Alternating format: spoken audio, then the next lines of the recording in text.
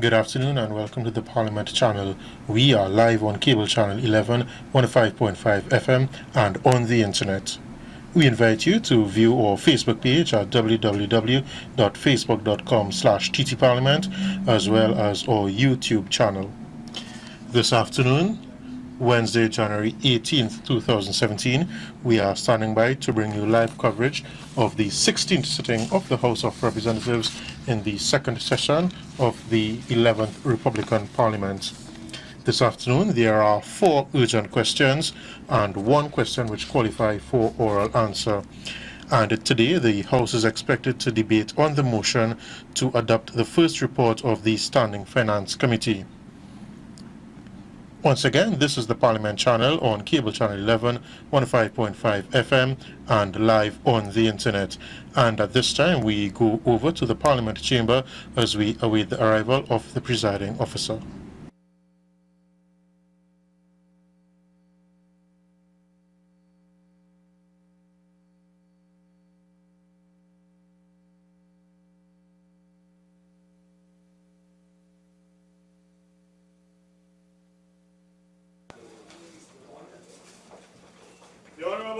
The Speaker. Welcome to the 16th sitting of the House of Representatives in the second session of the 11th Republican Parliament, which takes place on Wednesday, January 18th, 2017.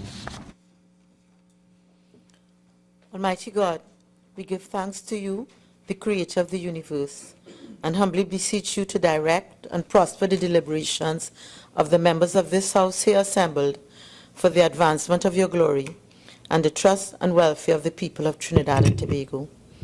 Grant that peace and happiness, truth and justice may be established amongst us for all generations.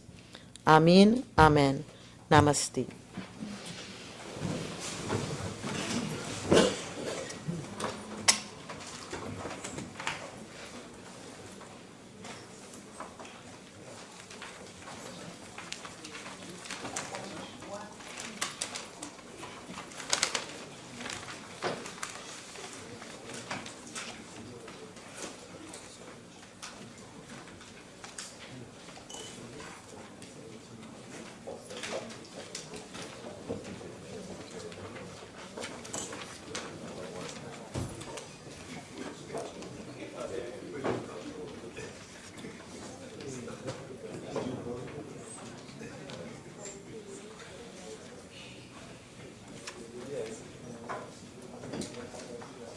Oath or affirmation, announcements by the Speaker, bills brought from the Senate, on the supplemental order paper, the Miscellaneous Provisions Marriage Bill 2016 by the Attorney General, petitions, papers.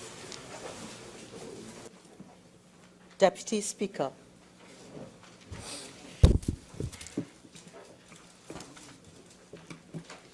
Madam Speaker, I have the honor to lay on the table the following papers. 1. The response of the Service Commissions Department to the first report of the Public Administration and Appropriations Committee on an examination into the current expenditure of ministries and departments under 3 subheads: current transfers and subsidies, development program, consolidation fund, and infrastructure development fund.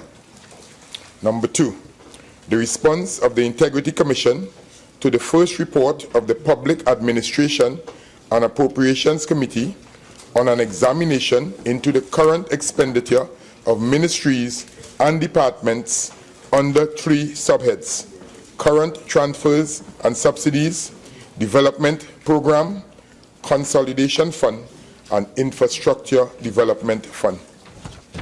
Thirdly, the response of the Environmental Commission to the first report of the Public Administration and Appropriations Committee on an examination into the current expenditure of ministries and departments under 3 subheads: current transfers and subsidies, development program, consolidation fund, and infrastructure development fund. I thank you. Minister of Social Development and Family Services. Madam Speaker, I have the honor to lay on the table the following paper. the ministerial response of the Ministry of Social Development and Family Services to the first report of the Public Administration and Appropriations Committee on an examination into current expenditure, Consolidated Fund, and Infrastructure Development Fund for the financial year 2016. Minister of Rural Development and Local Government. Thank you very much, Madam Speaker. I have the honor to lay on the table the following paper as listed on the supplemental order paper in my name. The ministerial response of the Ministry of Rural Development and Local Government of the first report of the Public Administration and Appropriations Committee on the examination into the current expenditure of ministries and departments under 3 subheads: current transfers and subsidies, Development Program, Consolidated Fund, and Infrastructure Development Fund. Thank you. Minister of Education. Madam Speaker, I have the honor to lay on the table the following paper. The ministerial response of the Ministry of Education to the first report of the Public Administration and Appropriations Committee on an examination into the current expenditure of ministries and departments under 3 subheads: current transfer and subsidies, Development Program, Consolidated Fund, and Infrastructure Development Fund. Thank you. Reports from committees. Minister of Finance.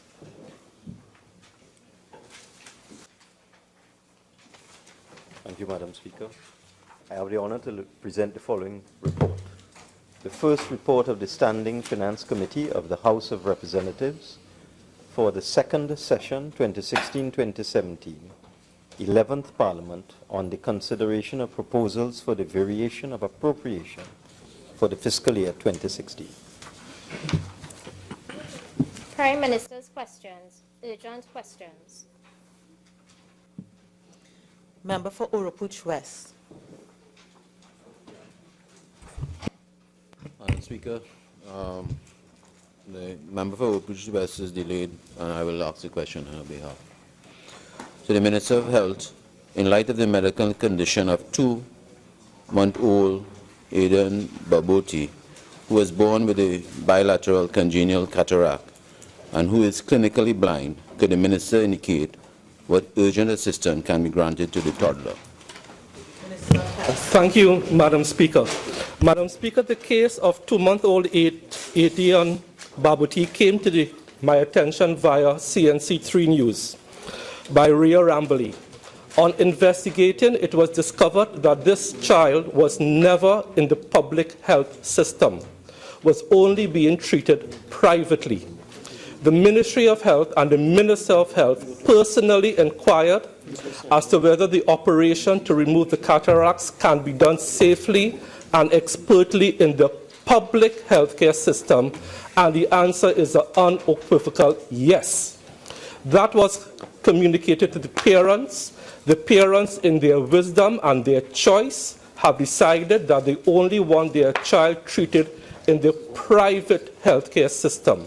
That is the parents' decision, and if the parents wish to have it financed by themselves or by members of the public health system cannot intervene with the parents' choice, but we stand ready to perform the surgeries safely and effectively at no cost to the parents in the public health system. Thank you very much. Member for Caroni East. Thank you, Madam. Thank you, Madam. Madam Speaker, the Minister of National Security is on his way. Can I ask for this question to be asked later down in the list of questions, please? Leader of the House, do we have an idea whether he'd be here? He's here now. Okay. So, in the interest of time, then, could we just ask Member of Caroni East to ask question 3? Thank you, Madam Speaker. To the Minister of Community Development, Culture and the Arts. In light of the imminent collapse of the 2017 Chutney Soca Monarch competition, Could the Minister please indicate what steps the government intends to take to urgently address this matter? Minister of Community Development, Culture and the Arts. Thank you, Madam Speaker. Madam Speaker, we have no indication that there's any imminent collapse of the chutney soca competition at this time. Member for Caroni East. When will we know of the imminent collapse? When will you know? When would you know? Revert now to question number 2. Member for Caroni East, question number 2. Madam Speaker, there is an imminent collapse. In light of the recent murder of schoolgirl Rachel Ramkisoon in San Rafael last Friday, could the Honourable Minister of National Security please state what steps and measures will be taken to ensure the safety of children, the thousands, who are transported to school from rural areas of the country? Minister of National Security. Thank you, Madam Speaker. Madam Speaker, the Ministry of National Security, working together with the Ministry of Education and Ministry of Works and Transport, are doing a coordinated approach to ensure the safety and security of students within the rural areas and throughout Trinidad and Tobago, Madam Speaker. Member for Caroni East. Minister, be kind enough to elaborate some measures that ought to be taken to ensure the safety of our young children being transported publicly and by the school buses, if you can. Member, I believe that was the original question asked, yes. And it's been answered. Do you have another supplemental question? Member for Chaguanas East. Thank you very much, Madam Speaker. To the Minister of Health, could the Minister indicate how he intends to address the growing demands for medical services, resulting in extremely long waiting periods at the Chaguanas District Health Facility? Health. Thank you, Madam Speaker. Madam Speaker, the Ministry acknowledges that there are extremely long waiting times for medical services, and we are engaging in both short-term and long-term measures. In the short term, the Regional Health Authority has engaged in some time motion studies to enhance turnaround time. We are doing that in the short term. We are also looking at the staffing requirements. In the meantime, Madam Speaker, our residents of Chaguanas, depending on the part that they live in, can access services at the St. Joseph Health Center, which is no more than 5 or 10 minutes away on the highway. At the Couva, no more than 5, 10 or 15 minutes away, health center. But in the long term, we have identified the land for the building of a new health facility, as your administration had put on the table. The design is completed, but there is a revised scope, because I answered a question to this for Baratari Asanwan. We are doing a redesigned scope. That redesigned scope goes to Cabinet by February, and then we will retender the project to give the people of Chaguanas an excellent health facility. Thank you very much. Member for Chaguanas East. Thank you very much, Madam Speaker. Madam Speaker, to the Minister of Health, I suspect the lands you're talking about is in the connector road, which connects Chaguanas to Charlieville. Could you indicate as an outer limit, so for the expectation of those who are listening to the answer, by when you think, as an outer limit, that construction might start? Minister of Health. Madam Speaker, at this time, I am unable to commit the government to a time limit, but I do commit the government to seeking to have this matter dealt with expeditiously for the people of Chaguanas. Questions on notice. Questions for oral answer. Member for Couva North.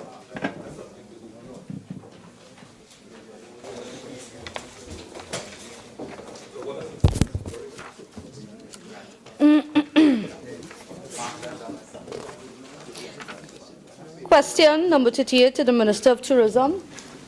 Minister of Tourism. Thank you, Madam Speaker. The total number of international arrivals to Tobago from July to November 2016 is 6,708. The December 2016 total is not available as yet. That's Part A. Part B, for the same period last year, July to November 2015, the total of international air arrivals in Tobago was 6,447. The total for December last year was 1,701.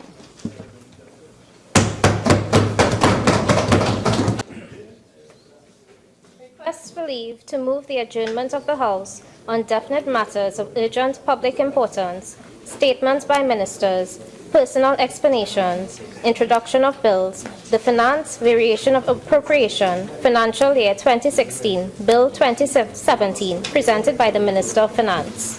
Minister of Finance.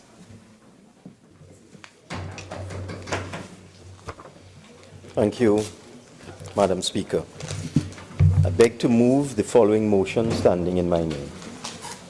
Be it resolved that this House adopt the first report of the Standing Finance Committee of the House of Representatives.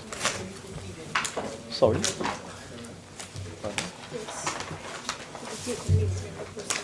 I'm so sorry. I have a different procedure. That's all right. Madam Speaker, in accordance with Standing Order 64(1)B, I beg to move that the next stage of the finance variation of appropriation financial year 2016, Bill 2017, be taken later in the proceedings.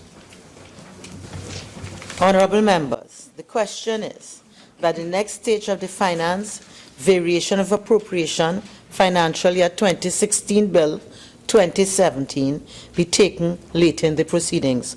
All in favor say aye. Aye. Any against? The ayes have it. Motions relating to the business or sittings of the House and moved by a minister. Public business, government business, motions. Minister of Finance. Thank you, Madam Speaker. I beg to move the following motion standing in my name. Be it resolved that this House adopt the first report of the Standing Finance Committee of the House of Representatives for the second session 2016-2017, 11th Parliament, on the consideration of proposals for the variation of appropriation for the fiscal year 2016. Madam Speaker, the Standing Finance Committee of the House of Representatives met on Friday the 13th of January 2017 and agreed to a variation of the 2016 appropriation and also noted the transfer of funds between subheads for fiscal year 2016. The variation of appropriation in the sum of $491,278,723 was necessary on the following basis. Firstly, to bring to account expenditure amounting to $370,497,277 funded by an advance from the Treasury deposits in fiscal 2016. And secondly, to realign the provisions in the aggregate sum of $120,781,446 in the fiscal accounts to facilitate the reassignment of responsibility to the Minister of Public Administration and Communications. The Standing Finance Committee also noted the transfer of funds between subheads in the sum of $1,019,704,671, so $1,019,704,671 for fiscal 2016. The increase in the heads of expenditure, which is the subject of the matter before the House, is $491,278,723, and the decrease is an equivalent amount, the exact same amount, of $491,278,723. This produces a nil effect. The approval for the reallocation of, pardon? Yes, a nil effect. The approval for the reallocation of funds is currently being sought by way of the finance variation of appropriation, financial year 2016, Bill 2017. The details of these changes were circulated to all members and discussed at the meeting of the committee on Friday, the 13th of January, where clarification was sought with respect to some of the proposed changes to the appropriation.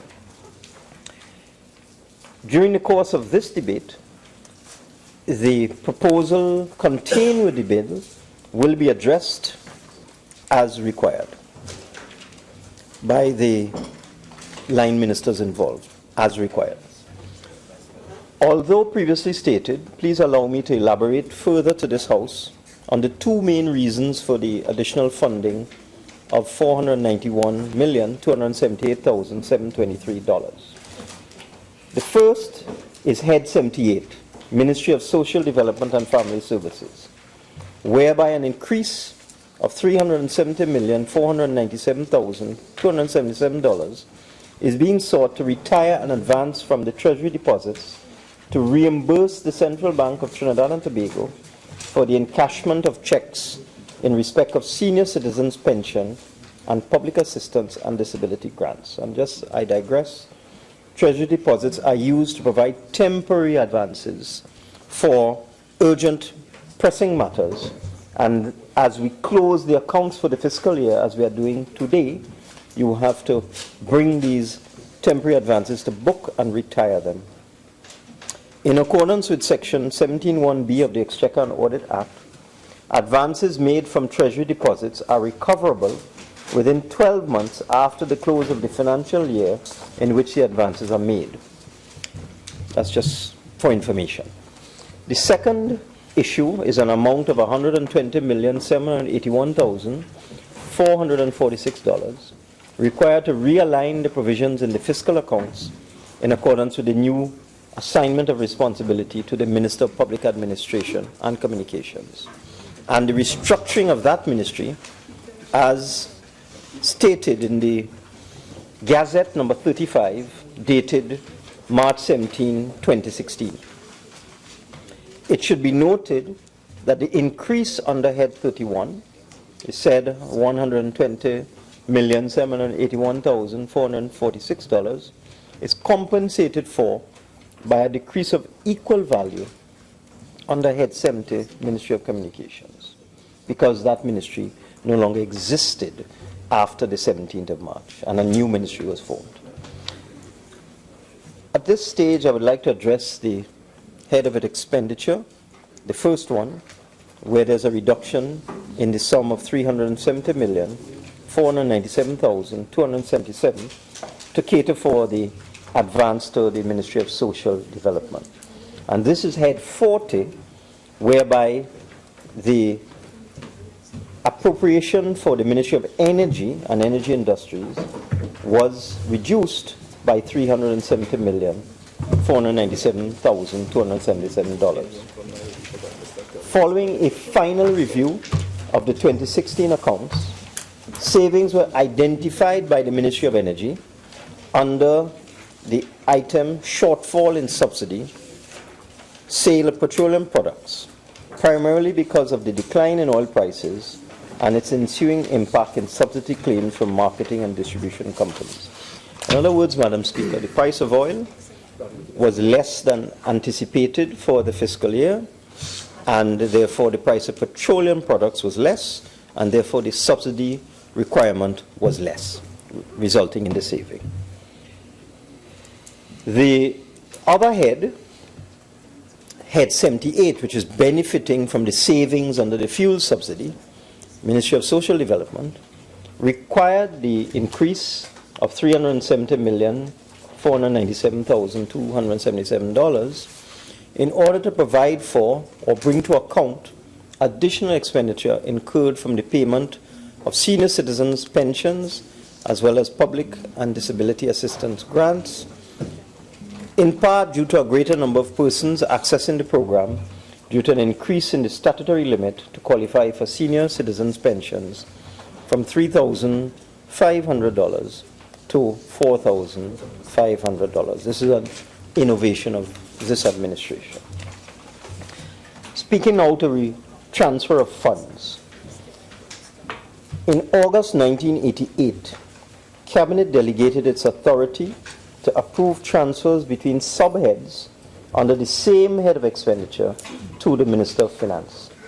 The actual Cabinet decision included the following extract. Requests for transfer of funds between separate subheads under the same head of expenditure should no longer be submitted for the Cabinet, but can be decided by the Minister of Finance on the advice of the Budget Division.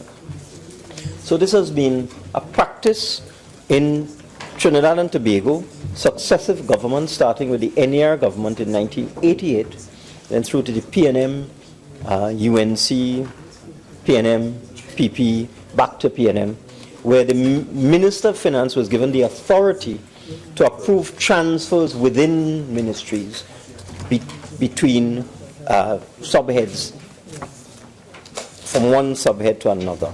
So Cabinet approval was no longer required from 1988 to do this. And so in fiscal 2016, the Minister of Finance approved the transfer of funds in the sum of $1,19,704,671 between subheads. These transfers were approved by the Minister based on notes and justification from the various ministries requesting the transfer, as has been the practice now for the last 20-odd years. The transfers were requested to reflect changed circumstances in ministries and departments and reordering of priorities. They do not increase the appropriation in any way. When a minister requests approval for a transfer or virement, the minister must demonstrate that they can achieve savings in one subhead to transfer to another subhead. It does not increase their complete or total appropriation. Statements showing the transfers approved by the Minister of Finance with explanations were attached to the agenda, which was provided to honorable members of this House at the committee meeting. Let me now give some further information. At the time of the presentation of the budget, 2016 budget, that is, not the current one, the last one, in October 2015, oil revenue was based on an oil price of US $45 per barrel, West Texas Intermediate, and a gas price, a net back price of US $2.75 per MMBTU. Based on these assumptions and other assumptions, the revenue projected for fiscal 2016 originally was $60.286 million.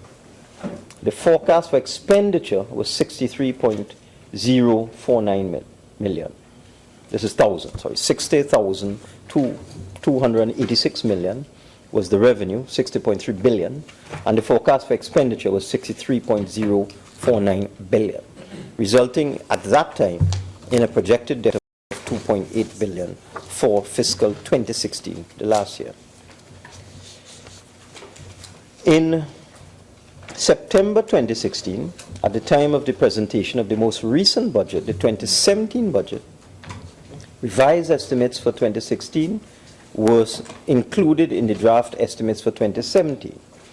The revised revenue was projected at 44.94 billion as compared to 60.29 billion, and revised expenditure was projected to be 52.2 billion as compared to 63.049 billion at October 2015. And I want to underscore this point.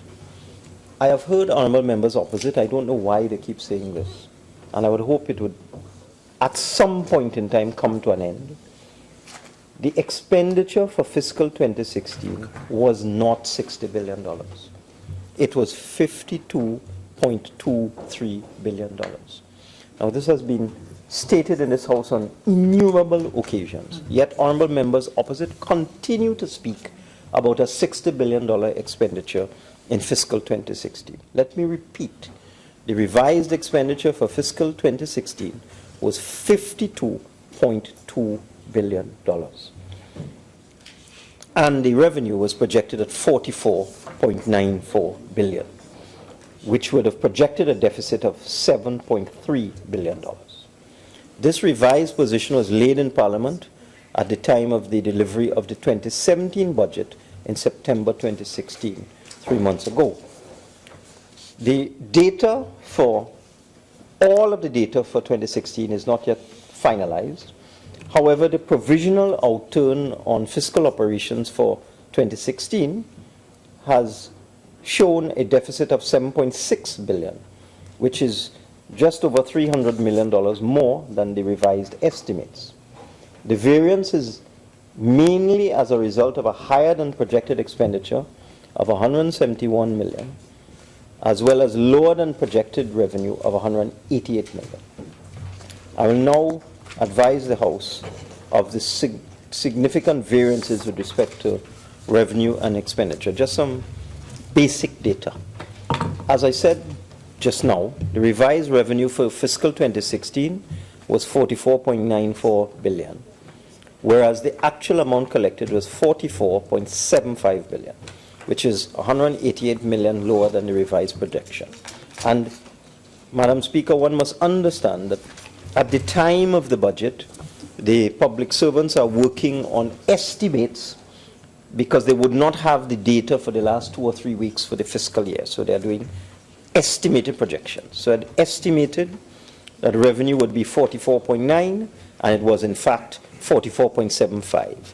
So there was a $188 million lower than revised revenue. The negative variance was due mainly to lower receipts on taxes on goods and services of $91 million, taxes on international trade of $45 million, non-tax revenue of $522 million, and capital revenue of $104 million. So all of these were lower than anticipated receipts in these categories. However, the lower than estimated receipts in taxes on goods and services, non-tax revenue, and so on were offset by higher receipts, significantly higher receipts than anticipated. Under taxes on incomes and profits, we realized increased collections of $514 million, increased collection on unemployment levy of $29 million, and increased collection on green fund levy of $39 million. So when you balance the lower receipts under non-tax revenue and taxes on goods and services, etc., with the increased receipts on taxes on incomes and profits, etc., you come up with a variance of $188 million.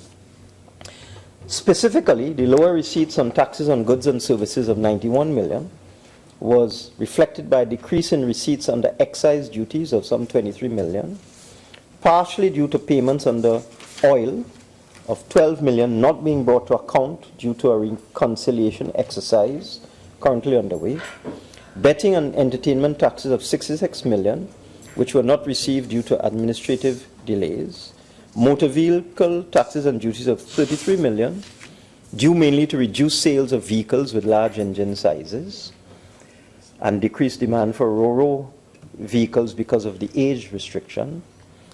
And the lower take from the preceding categories was partly mitigated by higher receipts from value-added tax of $25 million, which was partially as a result of the tax amnesty. Under taxes on international trade, the lower receipts of $45 million emanated chiefly from import duties, as the reconciliation exercise undertaken by customs did not yield the anticipated return in arrears of revenue.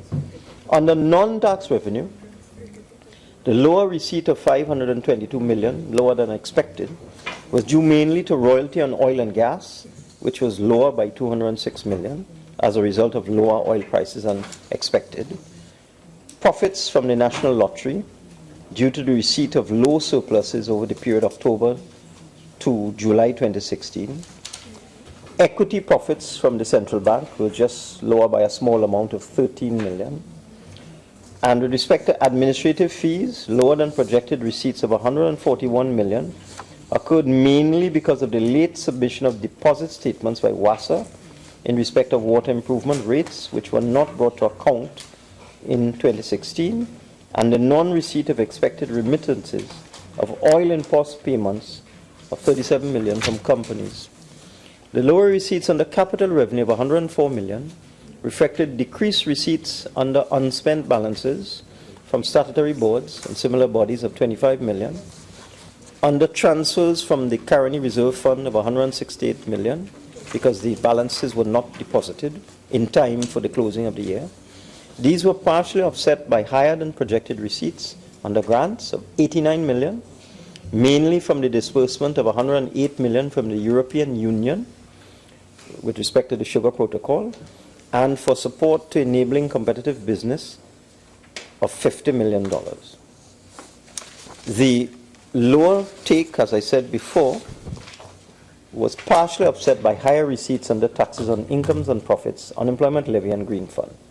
With respect to taxes on incomes and profits, receipts from oil companies were higher by some 20 million, other companies by 491 million, and the business levy was higher than anticipated by 13 million, mainly because of outstanding payments being remitted by companies during the period of the amnesty. And this disproves the theory that tax amnesties are not a good idea.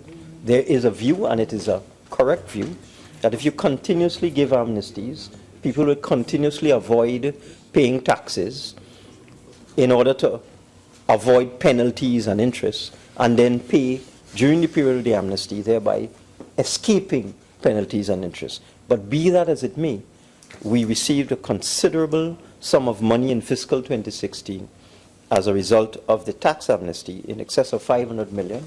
I think the actual figure is 750 million. And this went in no small measure to helping us to manage our finances and to run the country in 2016. So a lot of theoretical armchair academics make all sorts of pronouncements about things like amnesties, but they don't really understand. $750 million is a lot of money. Until we improve the administration at the Board of Inland Revenue, many companies simply defer the payment of taxes. They dispute them, they take them to the Tax Appeal Board, they go to court, and so on. And this ties everything up in administrative delays, so that the amnesty certainly did work in fiscal 2016. The higher take from the preceding category is partially offset from the lower receipts from individuals, as collections of pay-as-you-earn taxation from the energy and non-energy sectors declined as a result of continuous weakening of oil and gas prices on the global market, as well as the partial payment of arrears of salaries by ministries and departments. The positive variance from the unemployment levy, 29 million, and the green fund of almost 40 million, came primarily from payments during the period of the tax amnesty. On the expenditure side, the revised estimates of expenditure for 2016 projected at the time of the budget was 52.2 billion. The actual amount was 52.4, which is 171 million higher than the revised level. The major areas in which expenditure was higher than expected was other goods and services. Expenditure was higher by some 72 million, mainly under the subcategories of goods and services by 17 million and management expenses by 74 million. However, spending was lower than estimated under minor equipment purchases in the amount of some $19 million. The main items under goods and services, which reported higher than projected expenditure, was rental of vehicles and equipment, 113 million, due mainly to unanticipated expenditure incurred as a result of the expansion of the program for rental of CCTV cameras by the Ministry of National Security. So there was an increase in expenditure in rental of closed-circuit television cameras of 111 million, $39 million increase in fees, and a $30 million increase in janitorial services, mainly to allow the Ministry of Education to facilitate the payment of outstanding bills, which is something we as a government are grappling with. All of these bills that came over in 2015 that we are now required to settle. The high expenditure was partially mitigated by lower than projected expenditure under repairs and maintenance and under the Ministry of Health with respect to drugs and other related materials and food and institutions. This was mainly as a result of processing of paperwork. It did not affect in any way the actual expenditure by the Ministry of Health. It was just a delay in bringing to book the paperwork before this 30th of September. Higher expenditure under management expenses of 74 million, incurred mainly under discounts and other financial instruments, due to the unforeseen expenditure of 33 million for discounts on the issue of bonds, and also for the provision of additional collateral of $40 million on a cross-currency swap note transaction from US dollars to yen. And Madam Speaker, I will speak about this in another time, but in this place. The former government, when it went on a road show in 2012, while out there raising money, mysteriously agreed to a currency swap arrangement with Citibank, where the government of Trinidad and Tobago undertook to gamble, the previous government undertook to gamble on the exchange rate of the Japanese yen versus the exchange rate of the US dollar, a currency swap. So far, this country, as a result of that highly risky and reckless action of the former government, has lost $400 million on gambling on exchange rates of foreign currencies. And I will bring a report to this Parliament to show the recklessness of the individuals involved in that matter, Madam Speaker. Yes, I'm going to bring it. We need to learn about these things. Government should not be gambling taxpayers' money on currency swaps and exchange rates. Let the private sector do that. That is not for government to do, to go and gamble on exchange rates. That was under your administration. Managed by Citibank, I said Citibank. Overall interest payments were more than projected by $10 million. That's fact. Truth is truth. If Madam Speaker, if truth offends them, I am sorry. I'll be very offensive. Interest expended on domestic loans was 24 million more than estimated as a result of processing of new loans. Interest payments on external loans were less than projected by 13 million, mainly on account of delays in processing debit advices related to wire transfers, and also because of the rescheduling of interest payments on loans that were not finalized. Current transfers were higher than projected by 622 million.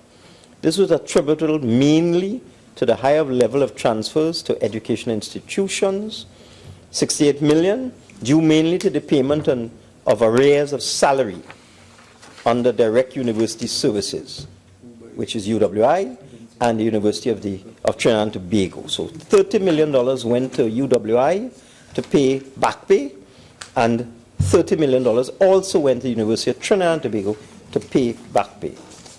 We also had increased transfers of 716 million under households due to the payment again of outstanding retirement benefits to retired public officers under pensions, 68 million more than expected, and as I've indicated previously, an advance of $370 million to meet commitments with respect to the payments of senior citizens' pension and so on. Under the category households, there was also low expenditure under the food price support program due to delays in processing claims, and on the OGT program due to administrative delays in transferring the program from the Ministry of Education to the Ministry of Labor. Under state enterprises, there was increased expenditure of some, is it reduced expenditure? Yes, reduced expenditure of some 62 million. Mainly as a reason, this is increased expenditure as a result of the payment of 42 million from Treasury deposits to meet commitments with respect to the Point Fortin Highway. And that's another issue, Madam Speaker. The Point Fortin Highway project, a project that was estimated to cost $7.5 billion, was started without any financing arrangements in place. It was in fact a charge on the consolidated fund. So the Minister of Finance, my predecessor, had to find money from time to time to pay those billions of dollars on that highway project without any long-term financing, without any loan arrangements in place.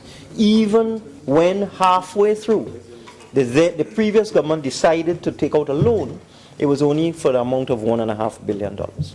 There was a shortfall of some $6 billion in terms of long-term financing for that project. So we had inescapable payments on that project, otherwise we'd have found ourselves in legal difficulties. So we had to take 42 million from treasury deposits to meet commitments with respect to the Point 14 highway project. Lower expenditure was reflected under transfers abroad, 97 million, due to administrative delays which caused the expenditure to be incurred just after the end of the fiscal year. There were also reduced subsidy claims regarding the sale of petroleum products as a result of the collapse in oil prices. So there were reduced subsidy claims of some $91 million, reduced claims for non-profit institutions of 19 million, and other transfers, a reduction mainly under the CARICOM Development Fund, and also under the regional health authorities, as bills from suppliers were not submitted by suppliers before the end of the fiscal year. Personnel expenditure was lower by 124 million. Wages and cost of living allowance accounted for 20 million of this decreased expenditure. Salaries accounted for 85 million of the decreased expenditure, and allowances accounted for 11 million of the decreased expenditure. This mainly occurred in the Ministry of National Security, where there was a decrease of 73 million because there was a payment of arrears of 50% in the last fiscal year. The next 50% will be handled in this year, in 2017. Although expenditure overall was only lower by 5 million, personnel expenditure under the police service went up by some 40 million. Overtime went up by 14 million. And allowances went up by 22 million, all in the Ministry of National Security. But there was sufficient money to meet these payments. Transfers to statutory boards was less than projected by 166 million, mainly under the Tobago House of Assembly, as expenditure was less than the revised estimate of 78 million, since a number of non-cash transactions were not brought to account by the end of the fiscal year. This also occurred in within the local government bodies and in the Cipriani College of Labour. Capital expenditure was 313 million lower than expended.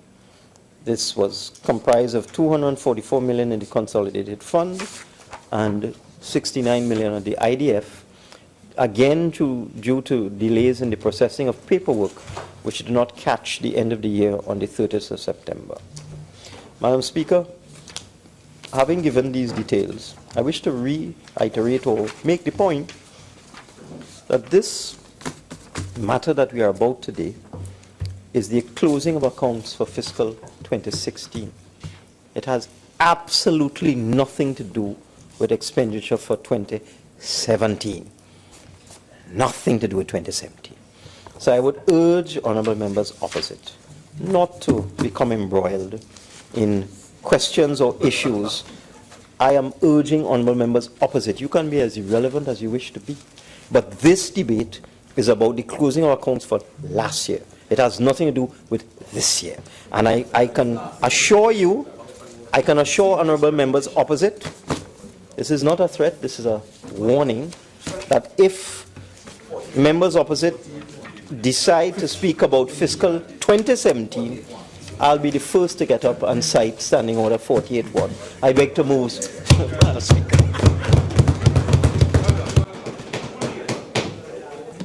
Honourable members.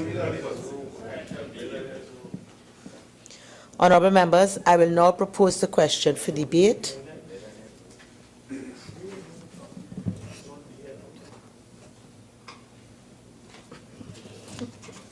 Be it resolved that this House adopt the first report of the Standing Finance Committee of the House of Representatives for the second session, 2016-2017, 11 Parliament, on the consideration of proposals for the variation of appropriation for fiscal year 2017.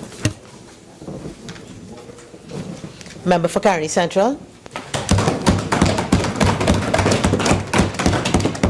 Speaker, begin with 27. Thank you very much, Madam Chairman, Madam Speaker. I stand to make a response to the Minister of Finance and to contribute to this act to vary the appropriation of the sum, the issue of which was authorized by the Appropriation Financial Year 2016 Act 2015 and varied by Finance Variation of Appropriation Financial Year 2016 Act 2016. The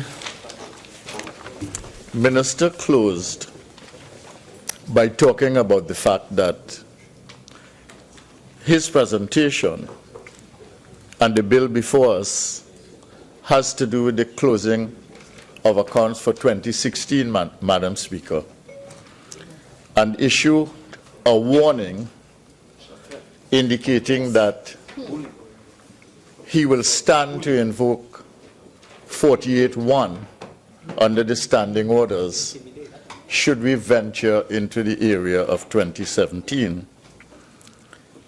But I want to say that in the presentation of this bill, what we have in tangible form, in the form of documentation, are the Finance Variation of Appropriation Financial Year 2016 Bill 2017. We have that before us.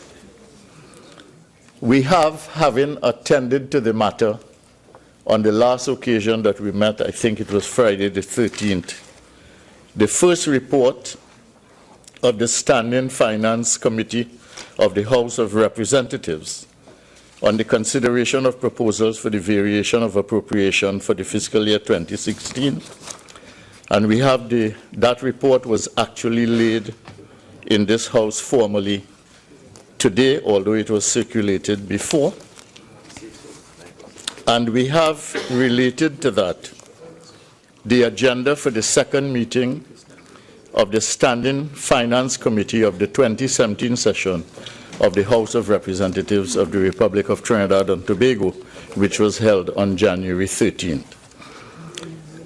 The presentation by the Minister, while he referred to these documents, he introduced a lot of information that is not documented anywhere. He introduced the information simply by verbalizing very, very large numbers of numbers having to do with income, having to do with expenditure, having to do with change in deficit anticipation based on those varied numbers. And we are hearing this for the first time. We have no numbers that we can look at. And I want to ask, Madam Speaker, if you would please arrange for the Minister's speech to be circulated while I am speaking, so that other members who follow me might have the opportunity to look at those numbers. Because I took notes of the more important numbers, and I have them with me. But most of the numbers, I couldn't spend my time chasing down those numbers that he was talking about. And that is the kind of sleight of hand presentation that I've referred to in the past, while he gets up to admonish us on how we must behave,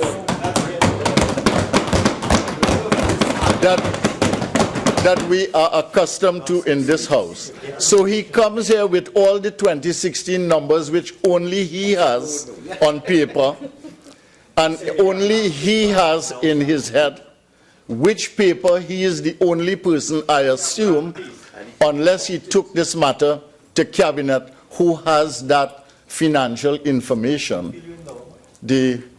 I am not in government, but I know how it works. Right? I think you have a little experience too, so you know when you are deceptive what you are doing.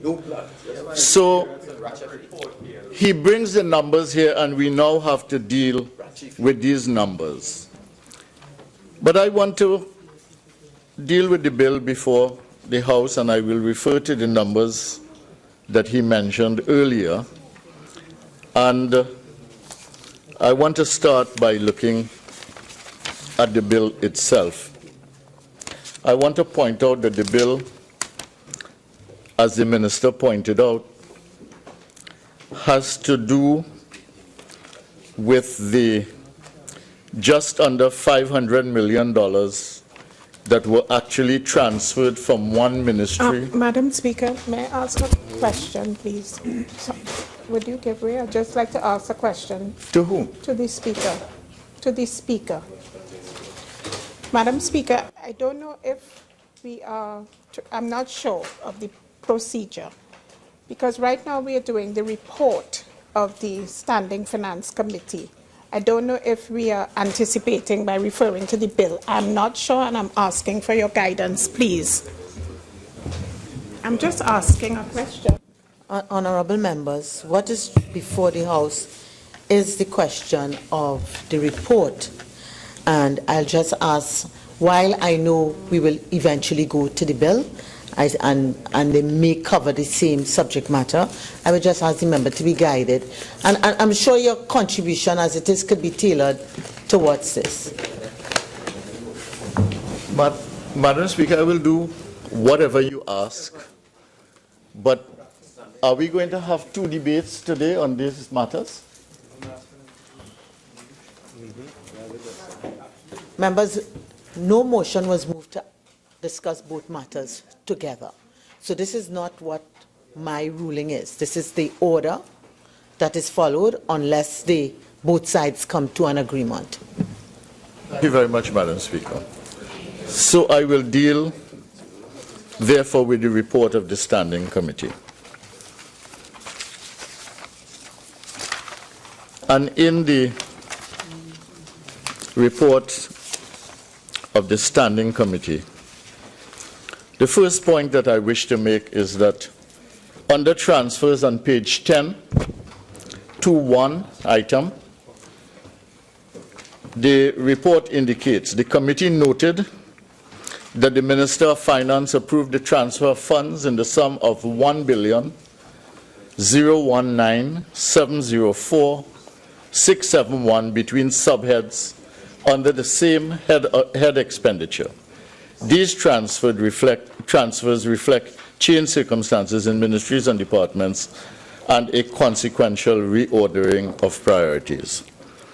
Now, the reason I mention that is because it deals not just with the matters that have to do with the movement from one ministry to another, energy to Ministry of Social Services, and the movement of the Ministry of Communication to be conjoined with the Ministry of Public Administration. But it also has to do with items moved from one part of an existing ministry to another part of the same existing ministry.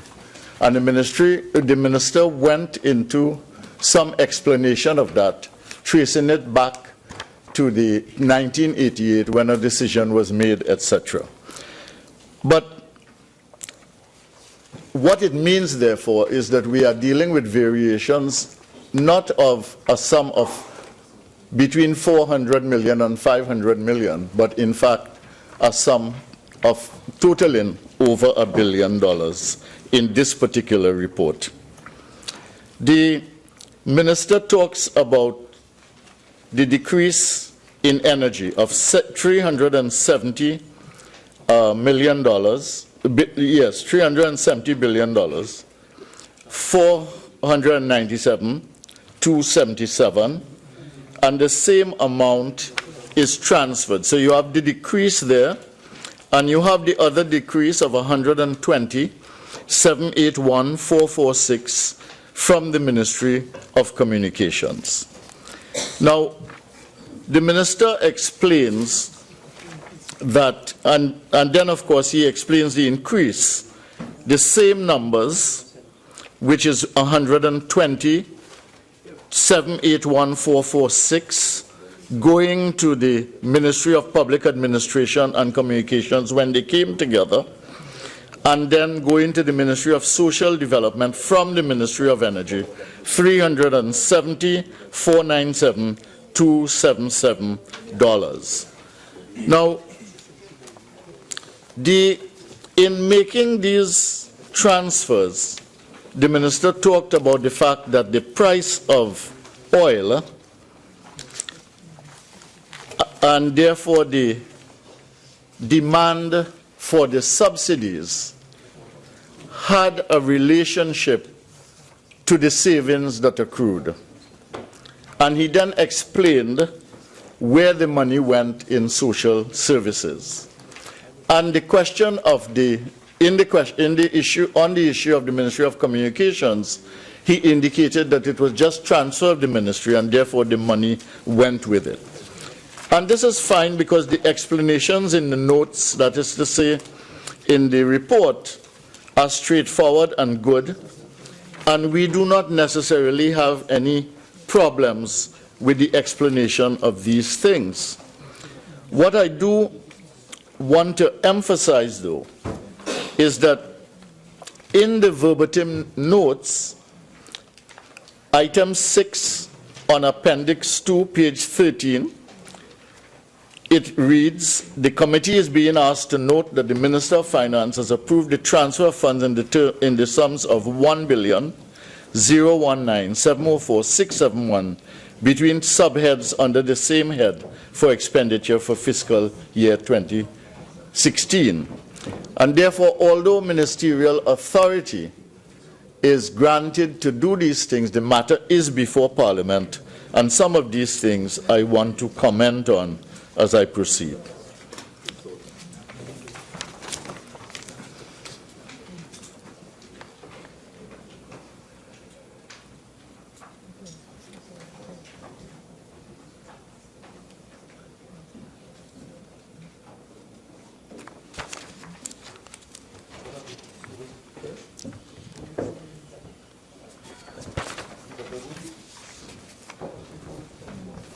Don't get nervous.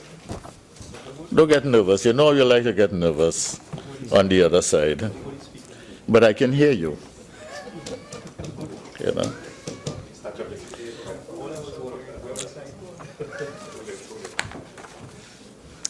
All right. One of the things, given the documents that we have here, that I do not understand, though, is, let's say, under the heads and item and sub-item in Appendix 3, in the schedule relating to the variation estimates 2016, you have a change here, for instance, under public administration and communications, under personal expenditure, and you have a change from an increase of 14139,254 for personal expenditure. And when I look at the numbers below,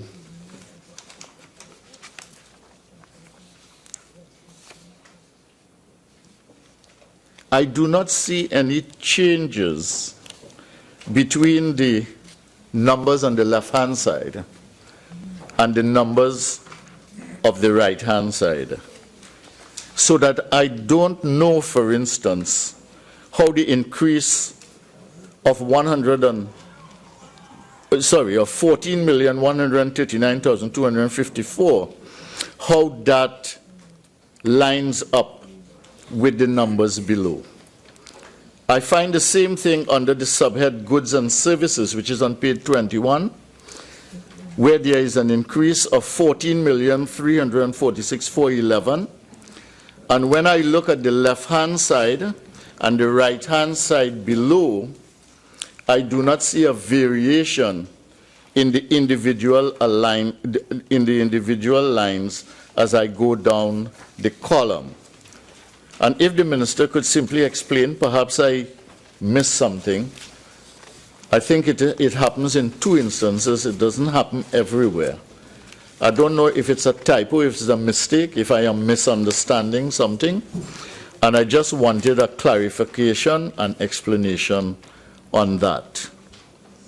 I also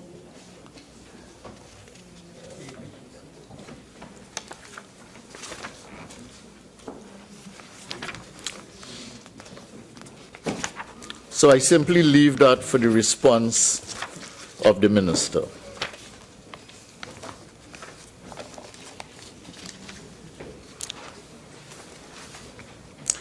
Now, the question that we need to ask, besides the sums that have been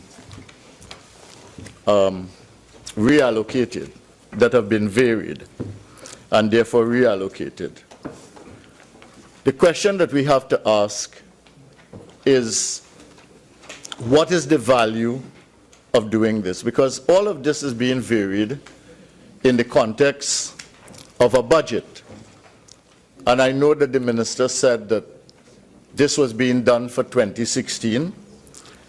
All of this is being done in the context of a budget. And what did it help the government to achieve in public administration, in communications, and social development? I think it is reasonable to ask that if you have a transfer of money, if you have a reallocation, and the minister mentioned certain words here. He said restructuring. There was no restructuring of the Ministry of Public Administration. They simply took the communications and added it onto it. I don't know if it's still there under public administration, but the point is that they added it to the ministry. I don't think that there was any restructuring, and I don't know that if moving the money to the new ministry was meant to achieve anything, and if it was supposed to achieve something, I would like to know what it was meant to achieve. The minister also mentioned the issue of reordering of priorities. I don't see the allocation of money here having to do with reordering of priorities. They had a situation in which they paid money from the Treasury in advance to pay for old age pension and other matters. And they then had to find the money somewhere to make it up, because you needed 13 allocations over the course of a 12-month year rather than 12 allocations. And what he did was he simply got the savings from the subsidies not spent in the energy sector because of the variation in the price of oil, and he allocated the money there. There was no reordering of priorities.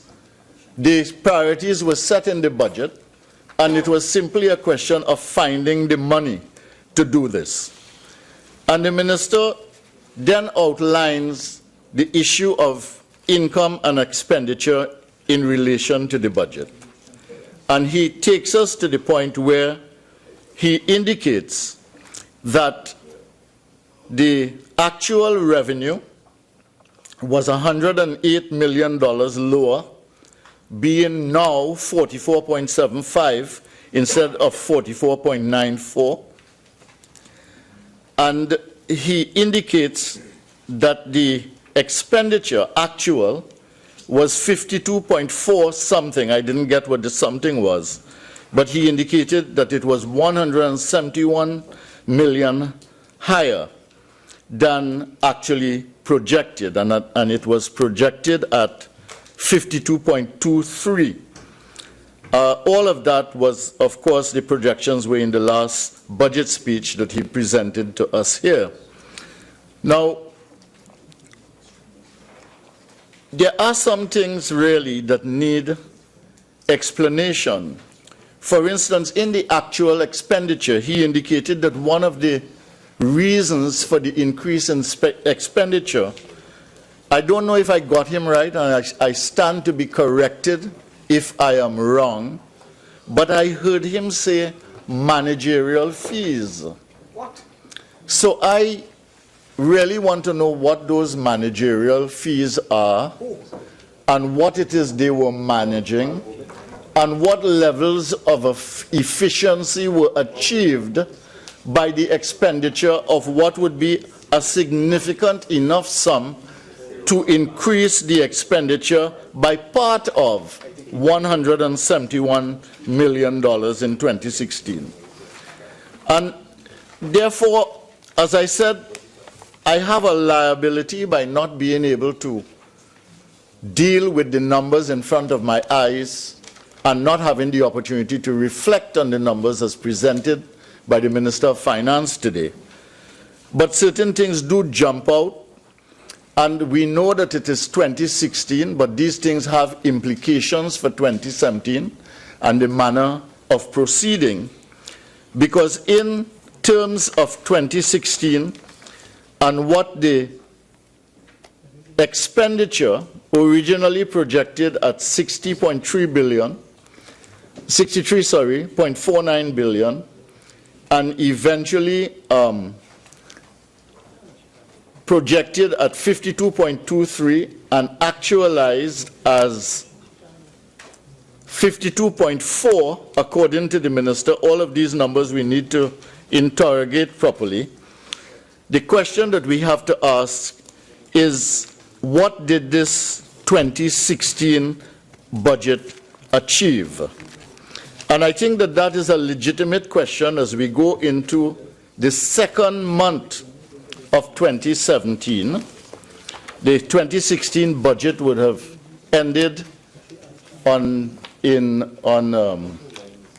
September 2016, and we are now 4 months into the expenditure and the income generation of the 2017 budget, and I want to indicate what is happening in terms of the economy of Trinidad and Tobago. I want to say that based on 2016 performance, we did not end 2016, nor have we entered 2017 with any confidence in the economic future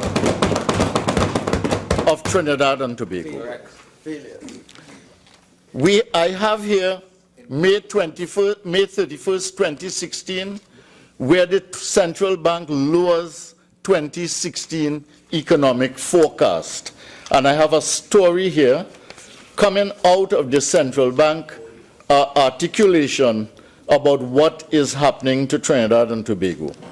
It says the Trinidad and Tobago economy will contract even more than the minus 2.3% the Central Bank of Trinidad and Tobago forecast just over a month ago.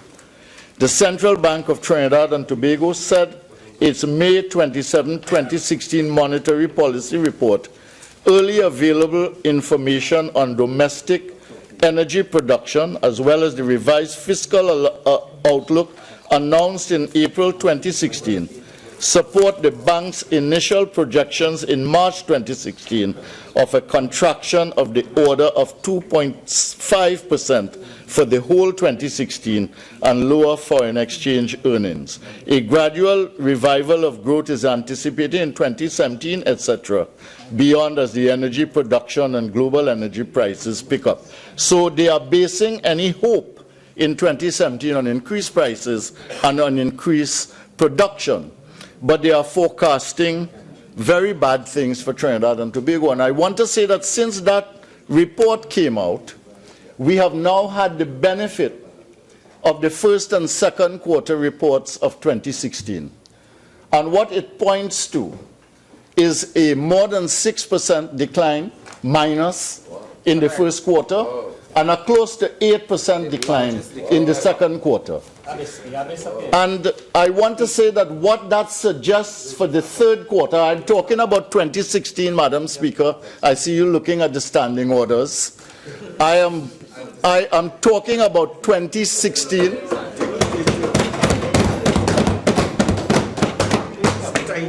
So it is the numbers for quarter one and quarter two of 2016 suggest that quarter three of 2016 is likely to be somewhere between 6 and 9 because of the fact that you have 6.7 and close to 8. And it suggests that if we get to that point in the third quarter, and I know that these are projections, there is no way that I can be accurate or know for sure and precisely what is going to happen, it is likely that the fourth quarter could get to as high as even 9%, minus 9%. So you're looking at a year, 2016, of absolute dismal performance by this government. Variation or no variation, reappropriation or no reappropriation. And what it tells us is that we basically in a situation of deep recession in 2016. And the reason that he does not, the Minister of Finance doesn't want me to say anything about 2017 is because the ultimate question for 2017 since September, when they brought the budget here, is what are you going to do to take us out of a 9% 2016 recession? No idea. So in 2016, in spite of the moving around of money, and in spite of the reallocation of funds, it made no difference to the creation of a single job. It made no difference to the improved quality of life of a single citizen. It made no difference to any small percentage of growth in the economy, and this includes every sector of Trinidad and Tobago, because I have the review of the economy here for 2016, which indicates that not a single sector, energy being the worst, because we know what our situation is with that, both with production and price, but every other sector, including perhaps the most formidably growing sector in the country over the last 5 years, that is to say, other than energy, which was the services sector, you have the beginning of deep decline in the services sector in Trinidad and Tobago. So that every sector is in a mess based on the 2016 management of the budget. And they said, I want to hear what the money was spent on for the management fees, because I want to know what they manage. All right? I want to know what they were charged with managing and how they manage it and what were the results. They paid for mismanagement. Okay?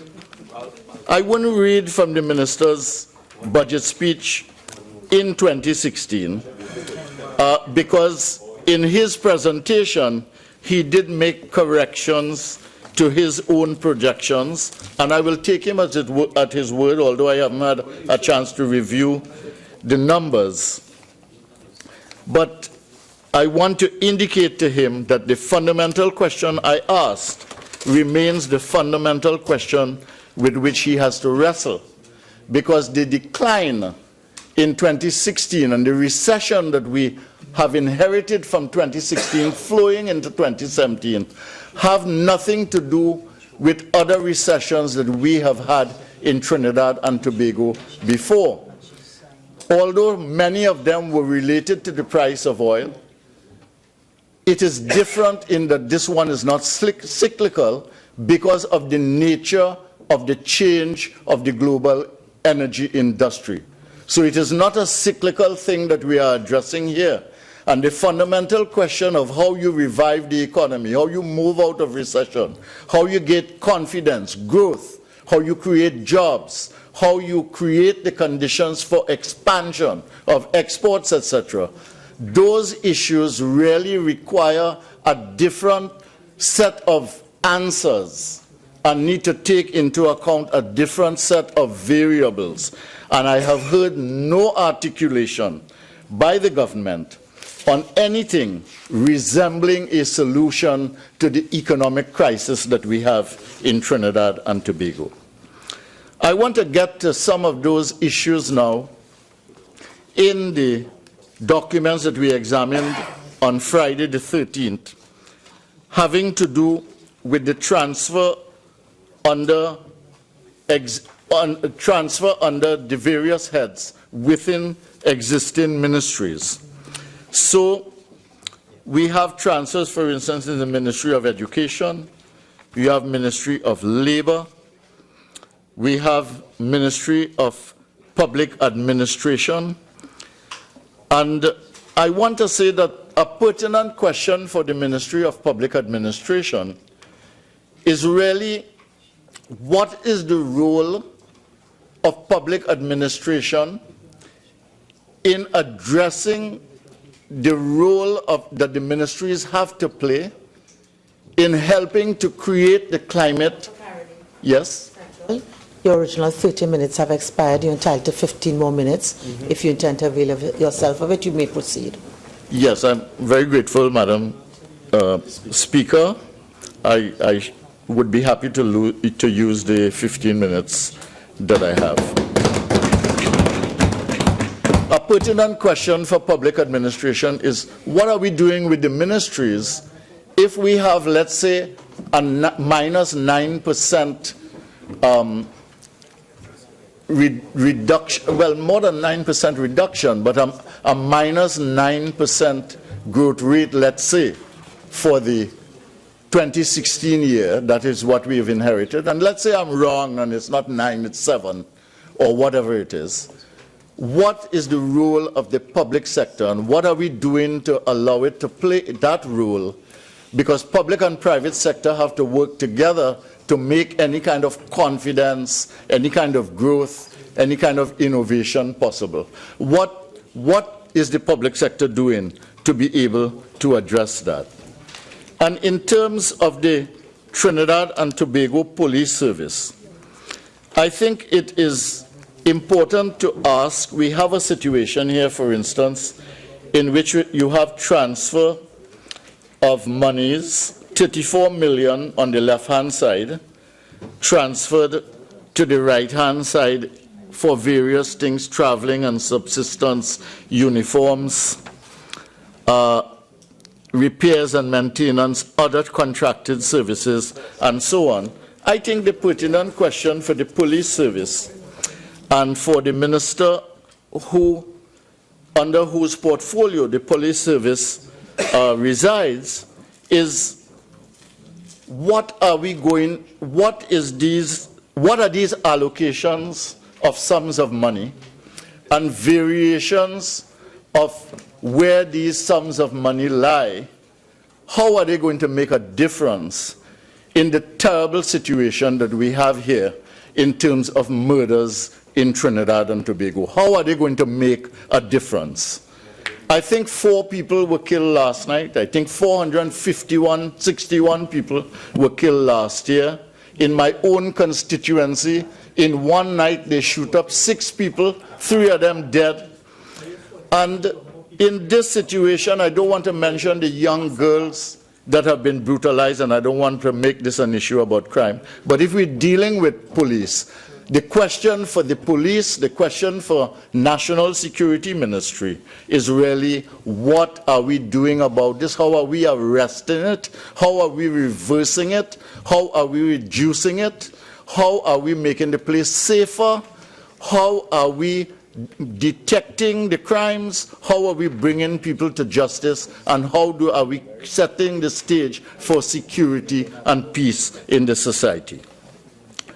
I move on now to the Ministry of Planning and Development. And the one issue I have has to do with the movement of $9,959,036 to various heads in which expenditure was needed, and I have no problems with the things that were spent on. They seem reasonable to me. But what I have a problem with is the fact that this $9 million, $959,000 and $959,036 were actually taken from the settlement money for cane farmers in Trinidad and Tobago. I have a problem with that. And the explanation of it, I want to read the whole explanation. The explanation for it is that, sorry, Madam Speaker, just I'm just trying to find this here. The explanation for it is that the funds were needed for so and so, and as I said, I have no problem with the reason why the funds were taken. The problem I have is for who they were taken from and why they were taken from those people. And the reason for the savings is given as the total actual payments made in respect of settlement to cane farmers fell below the sum allocated for fiscal 2016. You know what that means, Madam Speaker? What that really means, translated from the English into common sense language, is that the money that they allocated for cane farmers came with such requirements which in fact demanded that the cane farmer, if he were to get his money, and I want to say this is a reduced sum from the 8 million provided by the European Union, and which does not take into account the monies committed to by the government of Trinidad and Tobago, and I assume continuity in government, that these monies were made available in terms of a public statement to the cane farmers, but with the conditionality that they were to sign a document indicating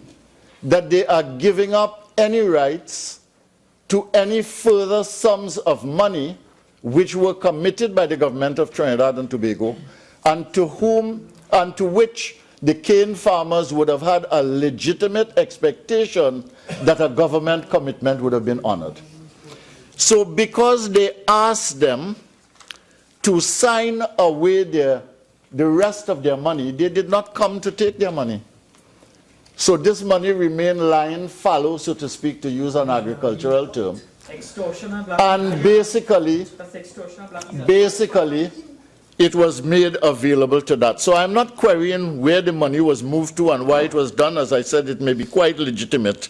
And I don't have a problem with that, but I have a real problem with this money being taken from the cane farmers. And I want to say, Madam Speaker, that when you look at the information that is available from the documents here, that's to say the documents Friday and today, you will also see that there was significant under expenditure in the Infrastructure Development Fund.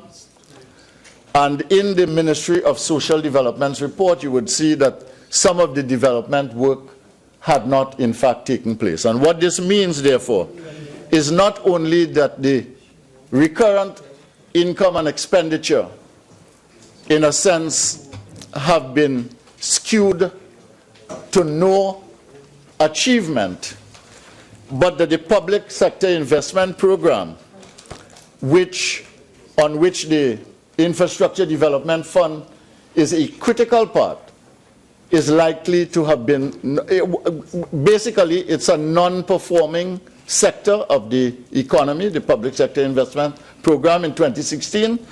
And given what has happened over the last 4 months, we are likely to see a recurrence of that again in 2017.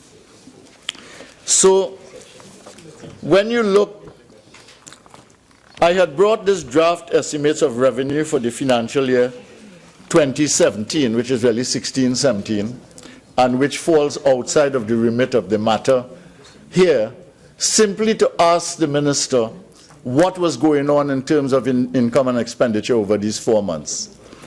So I will raise the question, understanding that it is his option to answer or not to answer, given the nature of the documents and the circumscription of the debate today.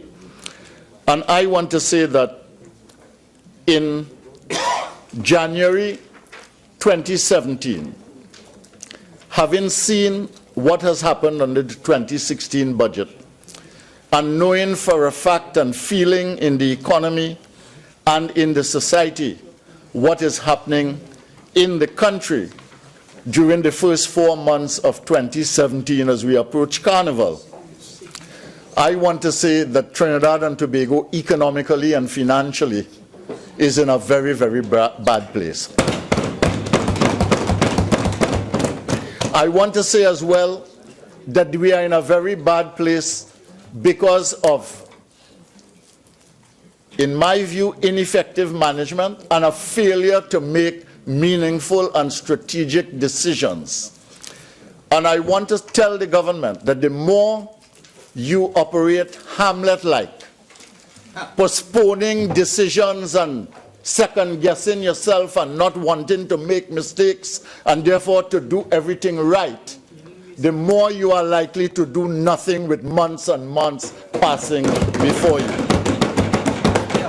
And months of doing nothing will result in nothing happening. Recently, there were certain things opened by this government. For instance, they opened the courts facility in Freeport. I want to say the foundation for that and all the work for it and the facilitation was done by our government. Recently, we went to the C3 complex where they opened Movie Town. I want to say that the work for that and all the work that went in was done by our government. I want to say basically what you have found, and whether we go to police stations which are in the public sector, and I know the government wants to suppress certain government things like the aquatic center and the Hoover Hospital, the Children's Hospital and so on. But it's hard to suppress what the private sector is doing. And it is manifesting itself. And all the things you say we did bad and we didn't do, the point is that they are coming out, they are coming up, and everybody is seeing. Now, on the 25th of this month, I've been invited. I'm unable to go because I have a committee meeting here in Parliament which I must attend. But on the 25th of this month, you're going to have the Costard campus in Central Trinidad. Okay? So we might have made mistakes, all right? But we did things. We did things for the people. We were not afraid to make decisions, and we were not afraid to make decisions that would redound to the benefit of the country. And I would say to the Minister of Finance and the government of the other side, stop just juggling numbers and doing things on paper, and try and do some work that would benefit the country. Thank you very much.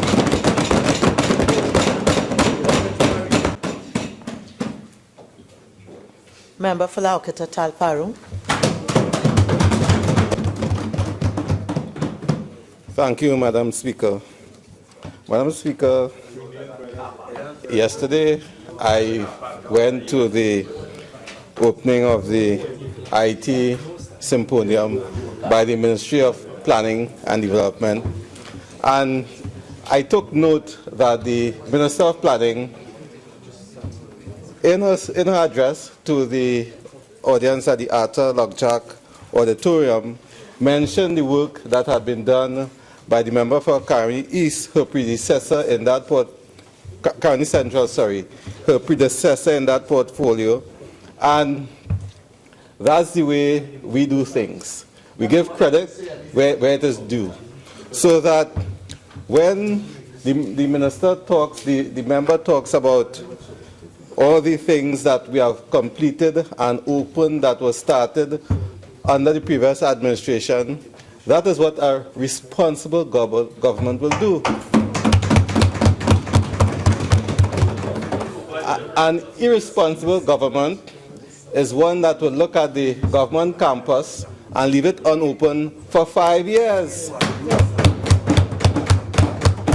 An irresponsible government would look at the Brian Lara Stadium and leave it unfinished for 5 years. So I thank the member for Caroni East, for Caroni Central, for recognizing that. No, I'll come into your constituency just now. for recognizing that we are a responsible government and we are about the people's business. Now, I thought actually that this was a simple bill. A report, we do this every year. 4 months after the close of the financial year, precisely. And you know, I remember when we were in opposition, we actually supported the People's Partnership budget. Every member who was then on the PNM benches got up and voted for the budget because we were a responsible opposition. The problem is we are faced with a most irresponsible opposition who from the very first day announced that they were going to oppose us at every turn, that they will support nothing that we do. And in fact, you know, there's a calypso about you all, you know. The one by Maximus Dan, MX Prime. No, it says, the city could burn down, we jamming still. The building could fall down, we jamming still. Recession do Bodoe. Promote a fete and you will see. We go party to the full extreme.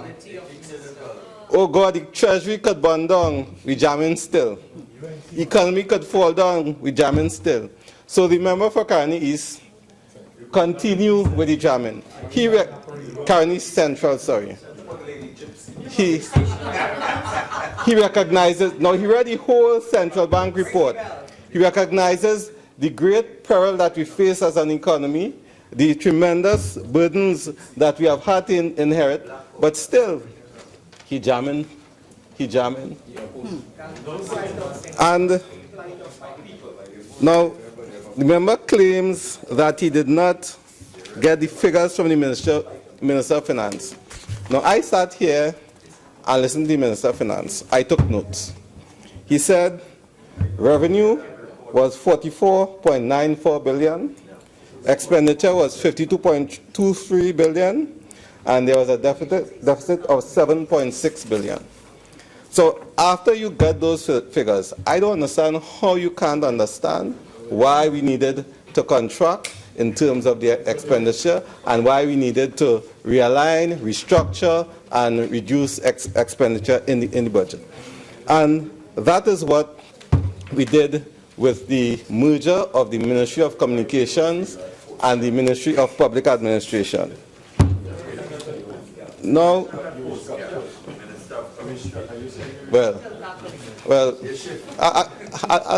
give me time. I'll explain to you, right?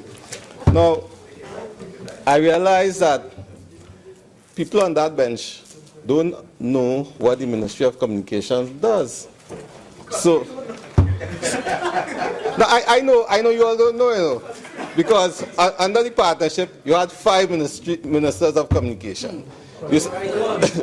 Now, you start with the member for Talparo, who was the first minister of communication. After a month, after a year, she fired herself.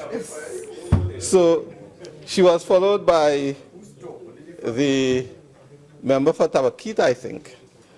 And then Senator Jamal Mohammed, Senator Jerry Hadid, and the last one was the Minister Basan Barat. So,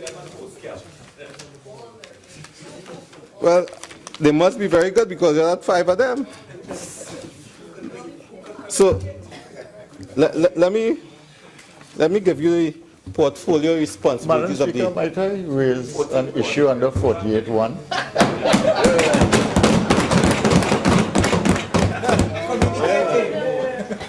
Members, you wait under 48.1? Yes. Right. So, member, could you remember the motion that is before us? This is on the report. Members, I'm on my legs. Okay, I do appreciate the spirit of camaraderie that exists, but let's please respect the standing orders. Member, please, I've allowed you some latitude. If you could get to the matter before us, please. Thank you, Madam Speaker.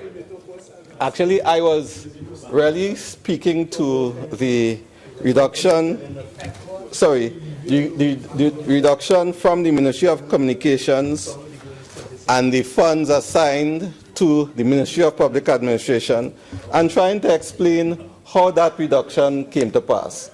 Because the Ministry of Communication, as we had it, was really based, when we got into office, on the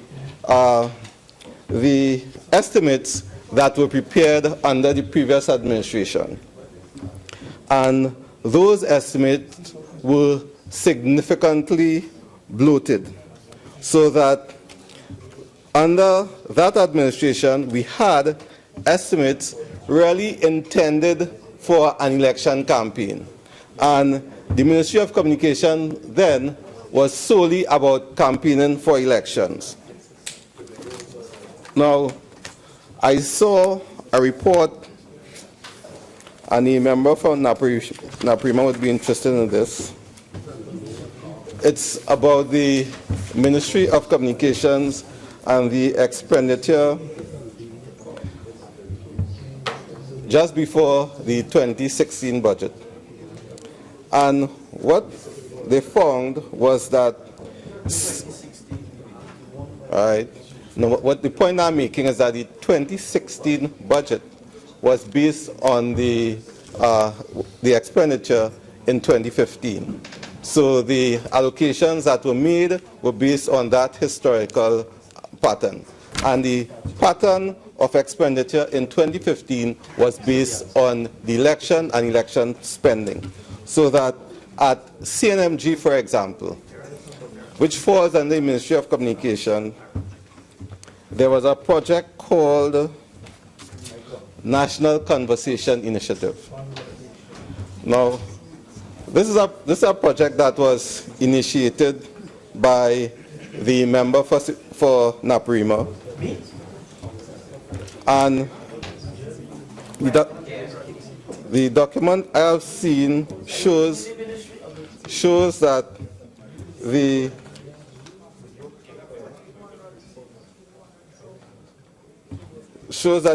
member for Naprima, along with other party officials, were instrumental in having CNMG, which falls under the Ministry of Communication, expend sums towards a national campaign that was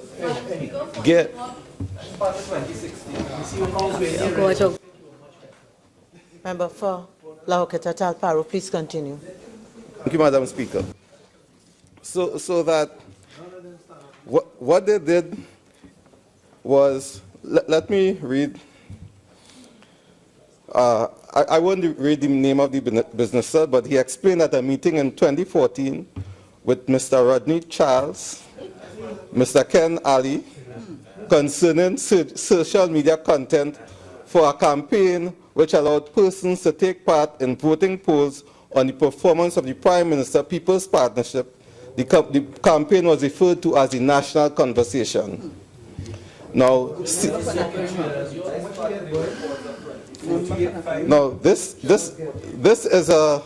is a program undertaken by the state media broadcaster. The source of that letter and the second. Members, if we could please settle down and comply with the standing orders, particularly Standing Order 53. Member for Horquetta, Talparo, please continue. Thank you, Madam Speaker. Now, the report says CNMG's Finance Department confirmed for the National Conversation received additional funding to the value of $5 million from the 9 ministry, a total of $4,849,715.59 before VAT was spent on this initiative. This is an initiative geared towards the campaign by the People's Partnership government. And I have here a letter written by the CEO of CNMG to the then Minister of Communications asking that funds be procured for this initiative. And as part of the CNMG's communications outreach plan, now CNMG is a television station with some radio stations. But they had a plan to undertake project and media management of the national conversation to promote the Prime Minister. The letter is dated June 24, 2014. Right. But it shows, the point I'm making is that the 2016 allocation, the 2016 budget for the Ministry of Communication was filled with these kinds of things. And so when we got there, actually, the reason I got this report is because the people have come. No. They didn't get all their money. So, I'm on my legs. Member for Horquetta Talparo, maybe you could address your contribution to the chair and sort of avoid some of the answering to the crosstalk so we can get on with the business of the people. Thank you, Madam Speaker. I will not be sidetracked. So, the people have now come for their money from the 2016 budget, and CMG said we have this is not part of our records, and then they said, well, the member for Naparima, to cut a long story short, the people will be contacting the member for Naparima and taking the matter to court. Because CMG will not be paying. We are discussing expenditure in 2016. What does a meeting in 2015? Member, you've raised the standing order and you're not allowed to develop a point. Member for Horquetta Talparo, I understand the context and therefore if you could proceed. Thank you, Madam Speaker. Now, the problem we have with the budget in the Ministry of Communication that was geared towards the election was that we needed to get it leaner, trimmer, and we did that by pairing it with the Ministry of Public Administration and Communication. Now, the member for Caroni Central raised the matter of crime, and like the member for Caroni East, at every debate we hear about the crime situation and how the government is not attentive to it. Now, you know, on Sunday I was listening to the news, the 12 o'clock news on I-95, and I heard the member for Pointe-à-Pierre talking about the crime situation, and in fact,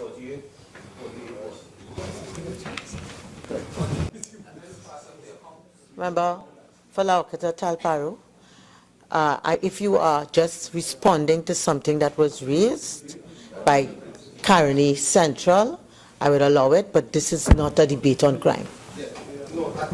Madam Speaker, I am responding to what was raised by Caroni Central.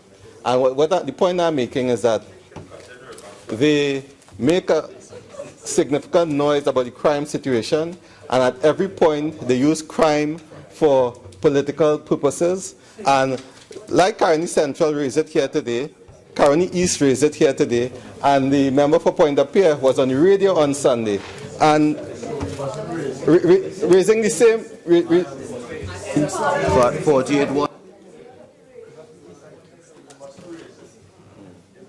Member for Horquetta Talparo, as I said, if you're responding to something here, I will allow it. I would not allow it to widen this debate with crime. Madam Speaker, I'm so guided. the point is, you know, on last Monday, there was a meeting in the Caroni Central constituency.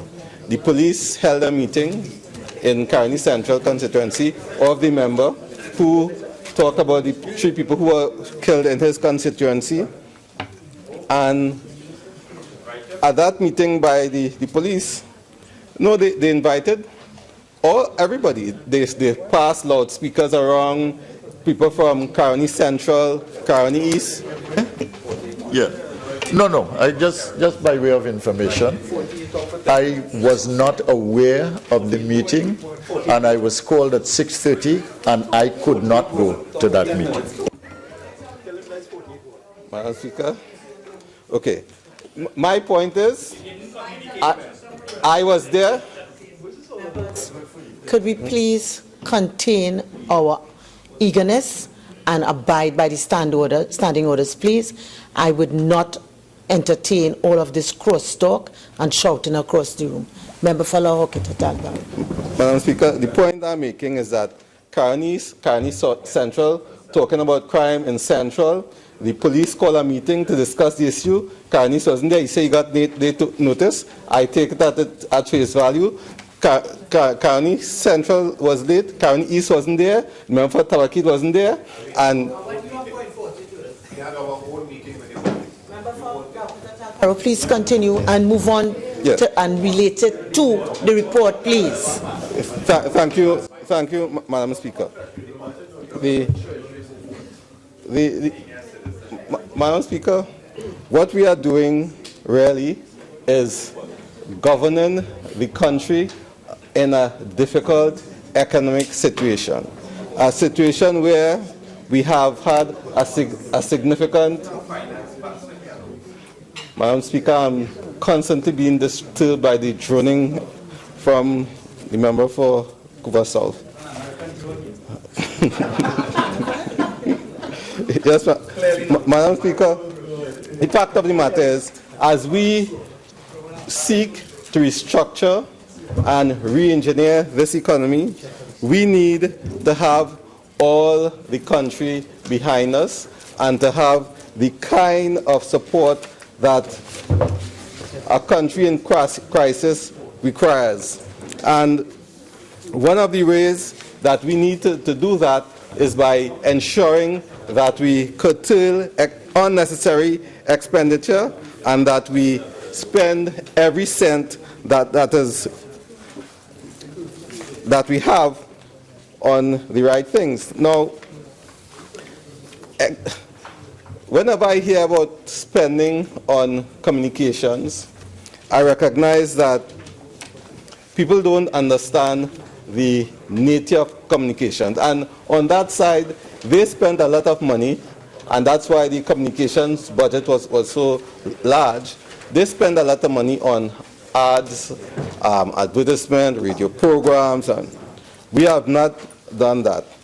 And there was a report in May.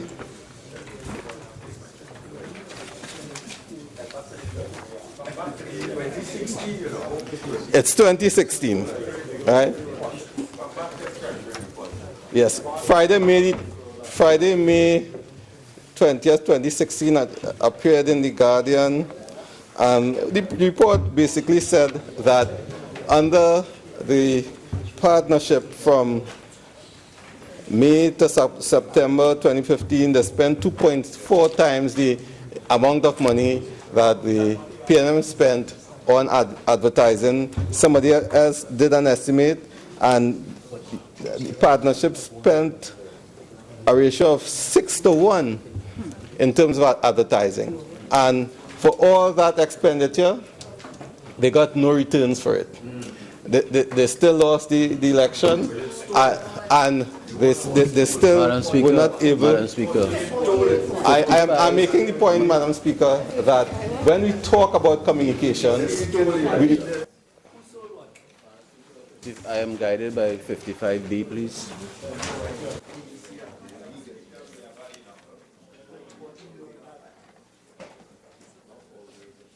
Member For point of appeal, you've raised an objection under what standing order?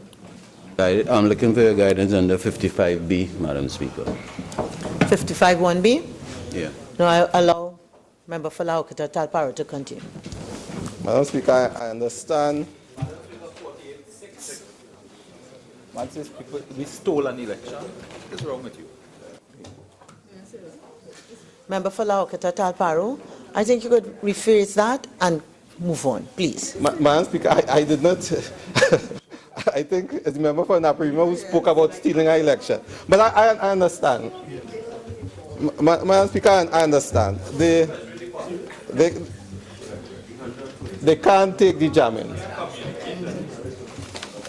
Madam Speaker, in the money, in the sums that we have been able to save at the Ministry of Public Administration and Communication, we were able to initiate the project putting on Wi-Fi on buses.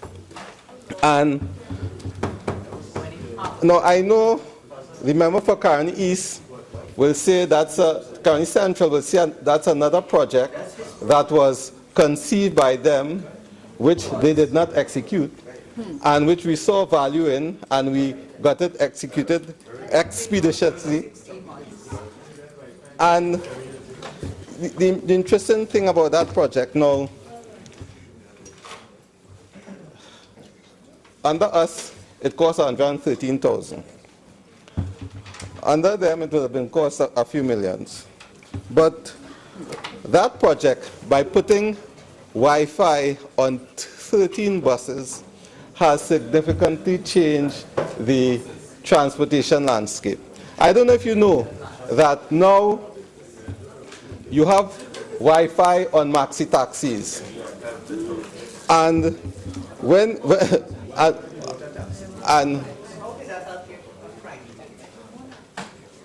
Madam Speaker, I understand that those on the other side cannot accept the fact that they are in a position likely to remain there for a considerable length of time, and that we'll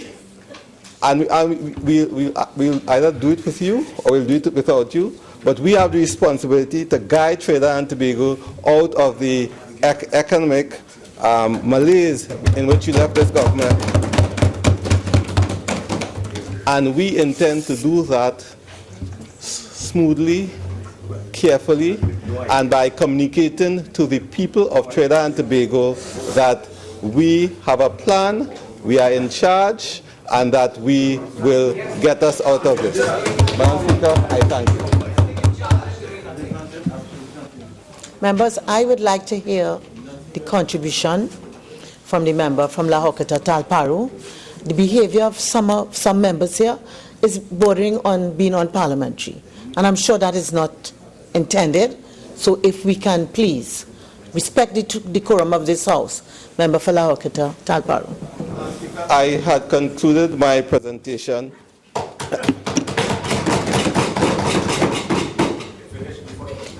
Member for Fyzabad.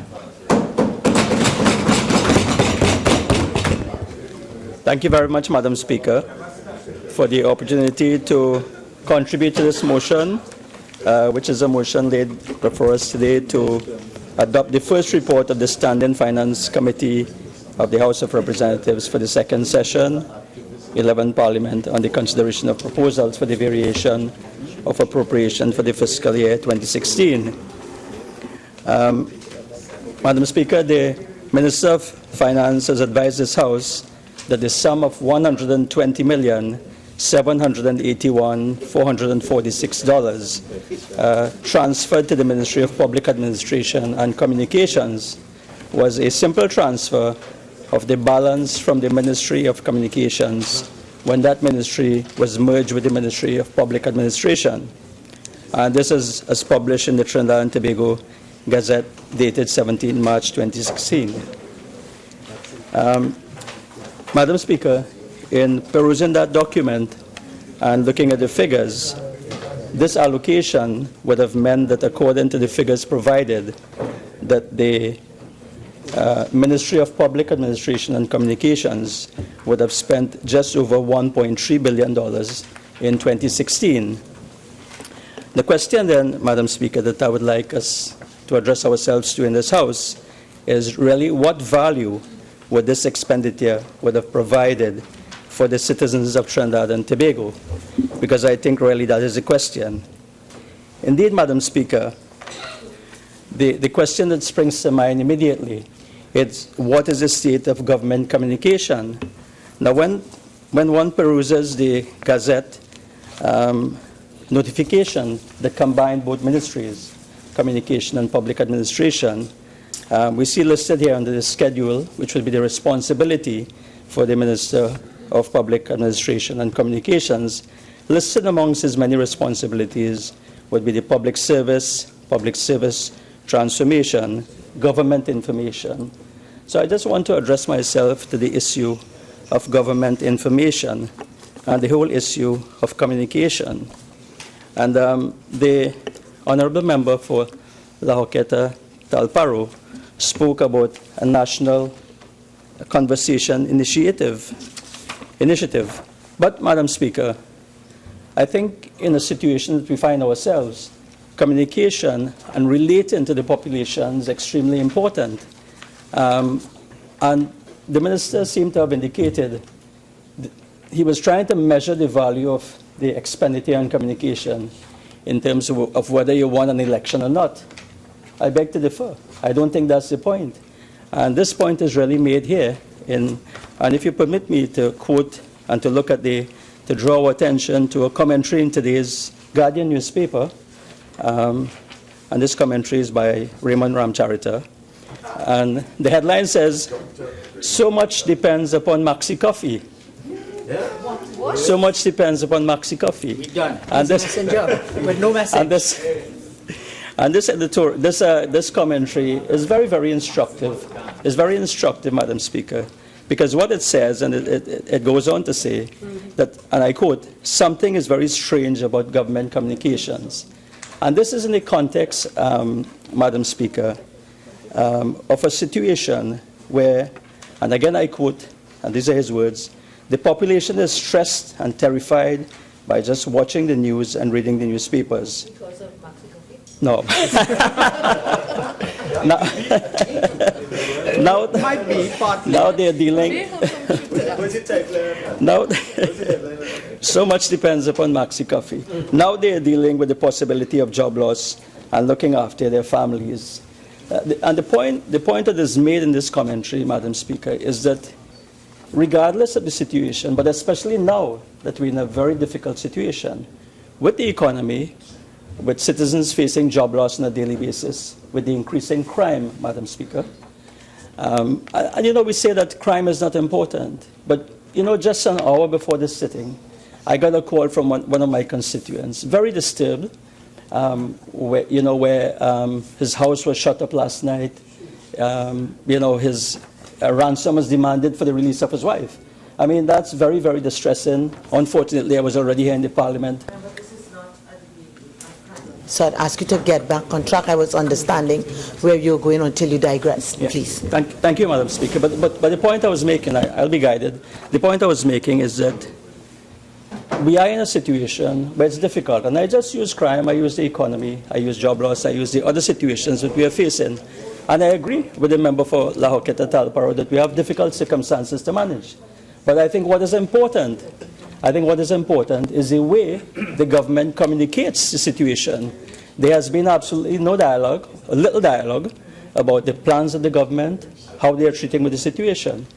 And again, if you can permit me, to read from this commentary, and I quote, "To put it as simply as possible, if people feel confident the government is working, even ineptly, and these are not my words, even ineptly, to solve the problems, and not cackling with glee as they impose austerity, maybe they'll feel confident enough not to panic and spirit their capital away."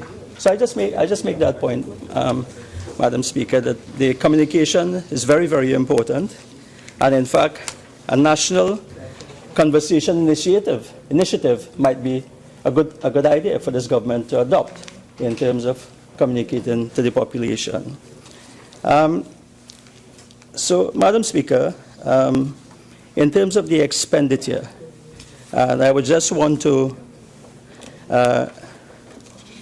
look at the expenditure with regards to CNMG and GISL, and to note that if one looks at the expenditure for the entire year of 2016, we'd have seen 18 million expended on CNMG, 18 million expended on GISL.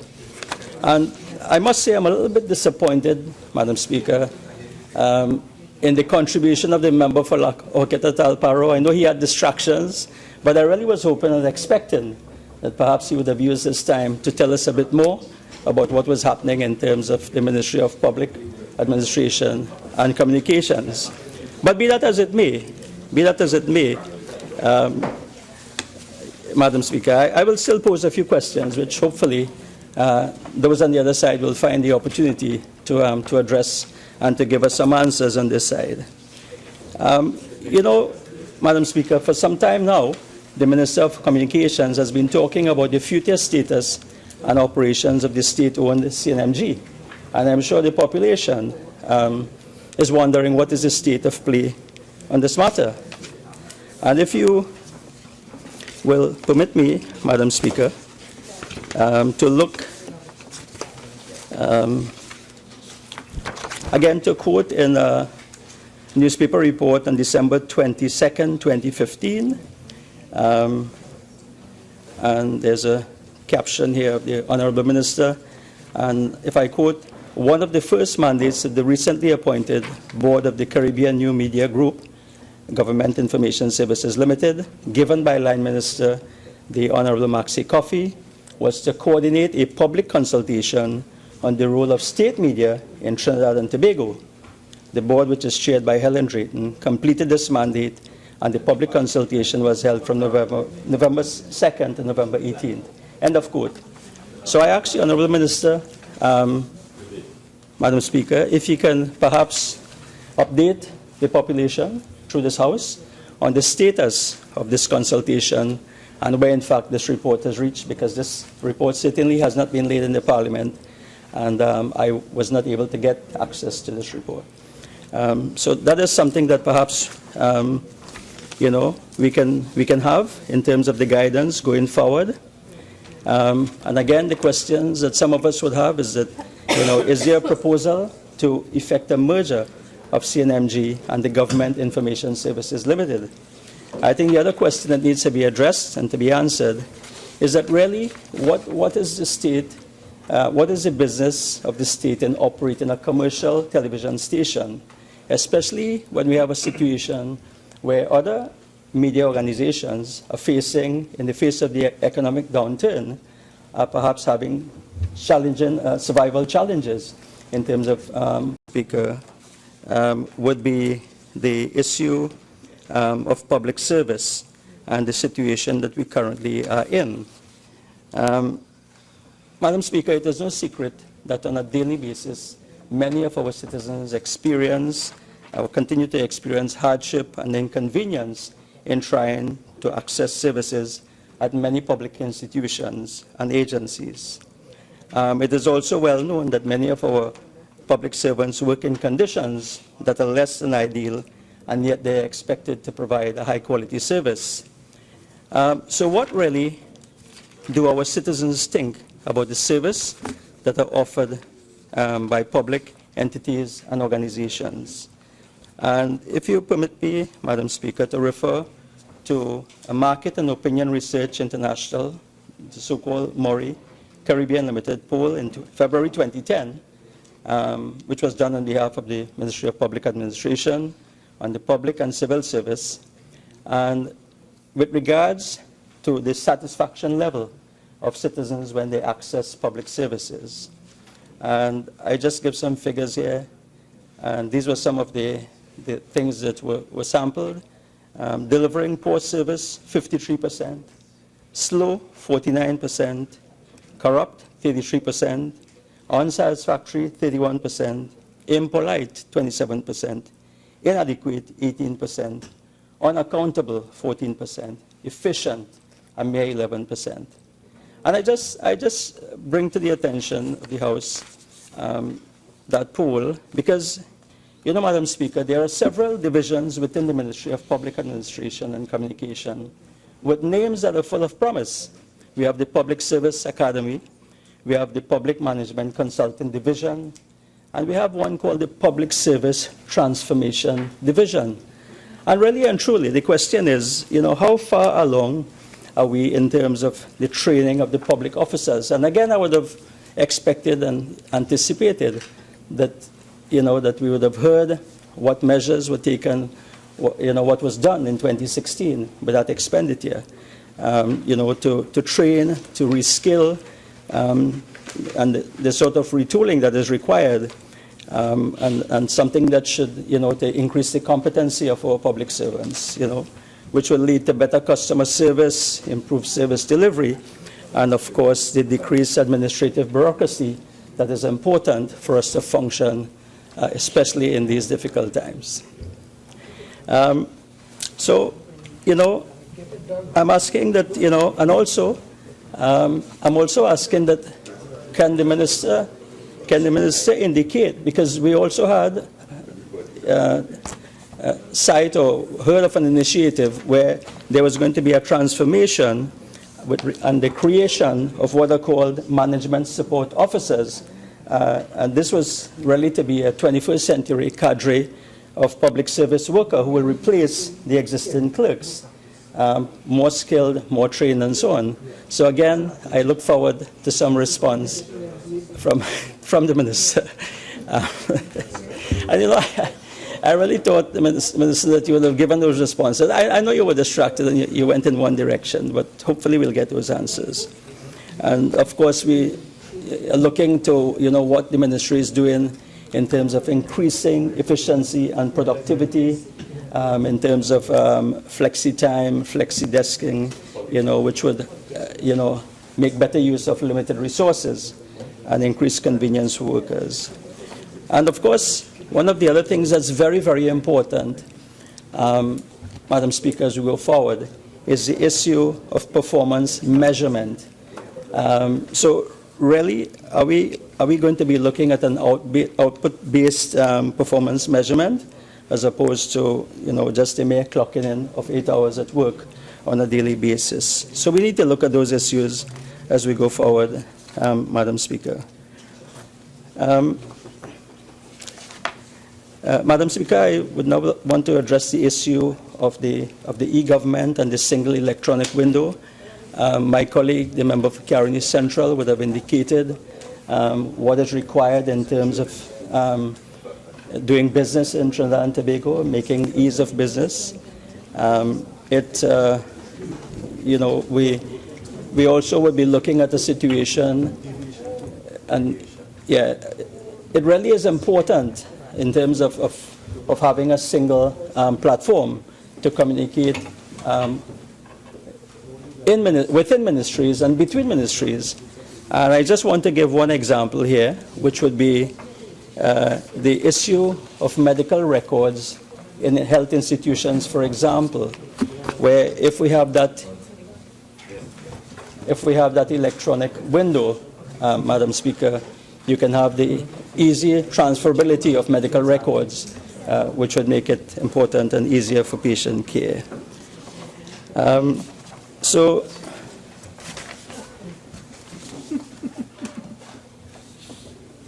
Madam Speaker, in terms of where we are, and I did quote a poll of 2010, but we are in 2016, we are in 2017, and the question, Madam Speaker, is really, are we getting any better service from the public service in 2017 than we did in 2010?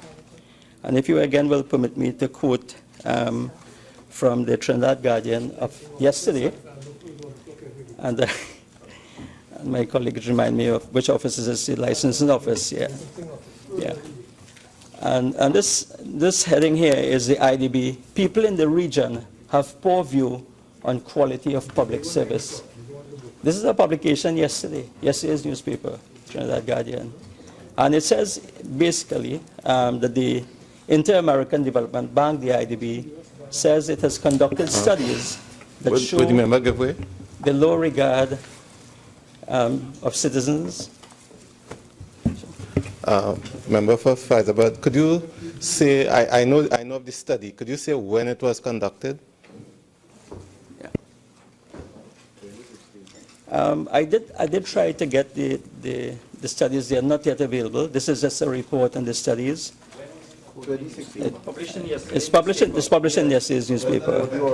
Published in yesterday's. But you know, but the point is, remember, it really doesn't matter. The point I'm making is that, you know, we can't politicize this. We've had challenges going back years. No, but we've had challenges going back years. I was just comparing 2010 to 2016, where we are right now.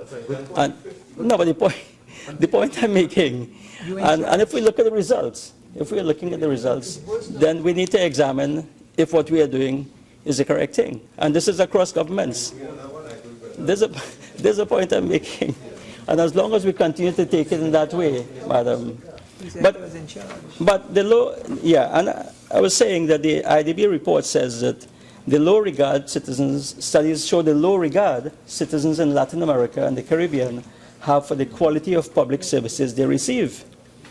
And they looked at satisfaction levels in several countries, including Trinidad and Tobago.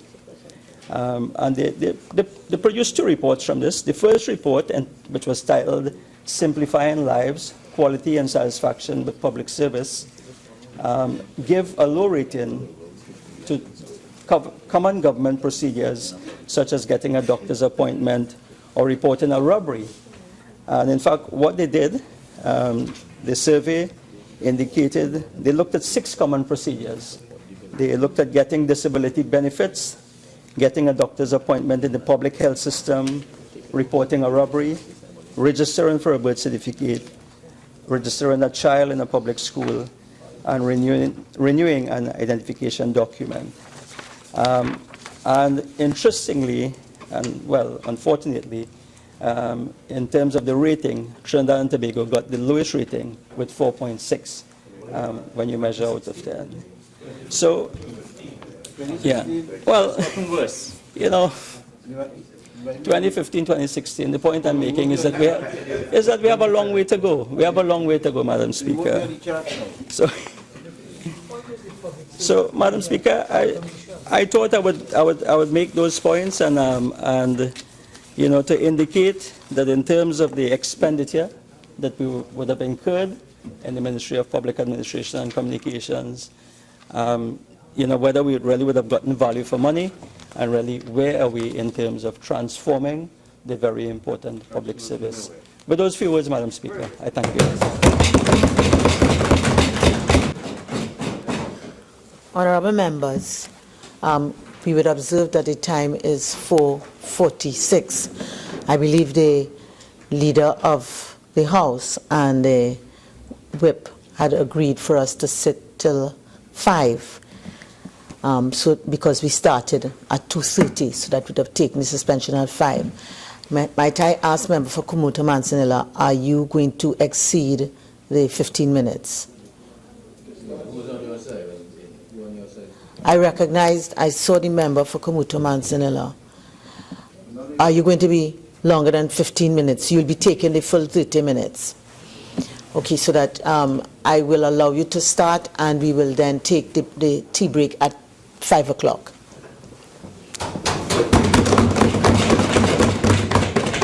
Thank you, Honorable Speaker.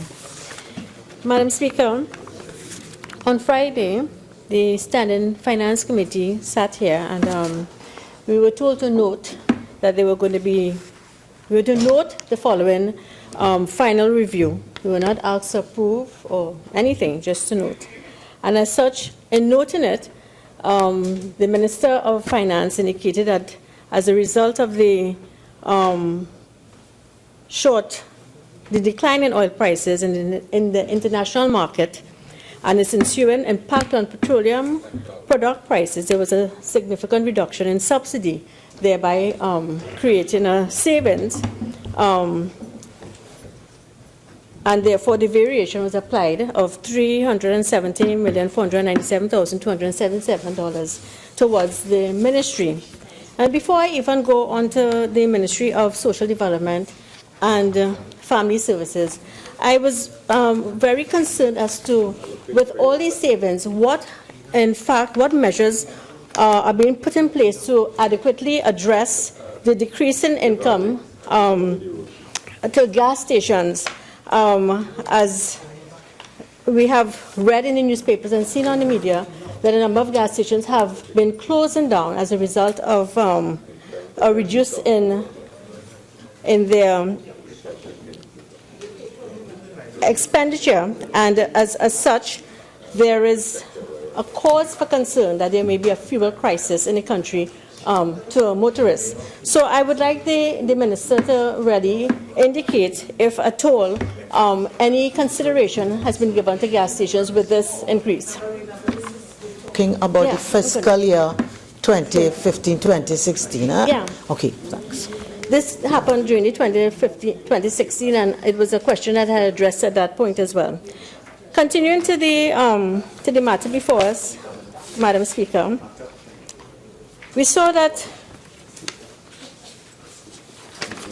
there was with the variation, the reasoning gave by in the report was that in accordance with there were transfers reflected changed circumstances in the ministries, and particularly for the Ministry of Social Development and Family Services, it was indicated that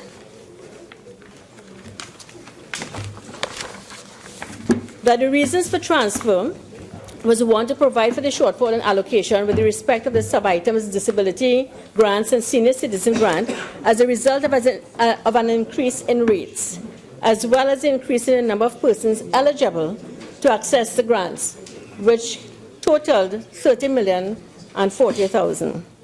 Second was to settle outstanding commitments to key stakeholders in the sum of $11,900,000.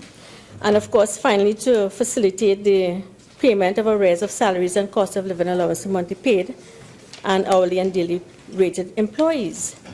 And then you have coming down in the report reasons for savings. And it says the savings have been realized due to non-receipt of worksheets from other units quantifying arrears owed to public officers for the period 2011 to 13. Additionally, vacant positions were not filled in fiscal 2016 in a sum of $7.5 million. And the justification was that these savings were realized since a policy decision was taken by the ministry to suppress expenditure under the following sub-items, which was other social programs, non-profit institutions, other social family, and of course the National Social Development Program. And Madam Speaker, this section entitled Reasons for Savings really was very disturbing, as no worksheets quantifying arrears owed to public officers had been received. At least that's the reason. Madam Speaker, it is imperative that the question as to the possible existence of these worksheets be asked.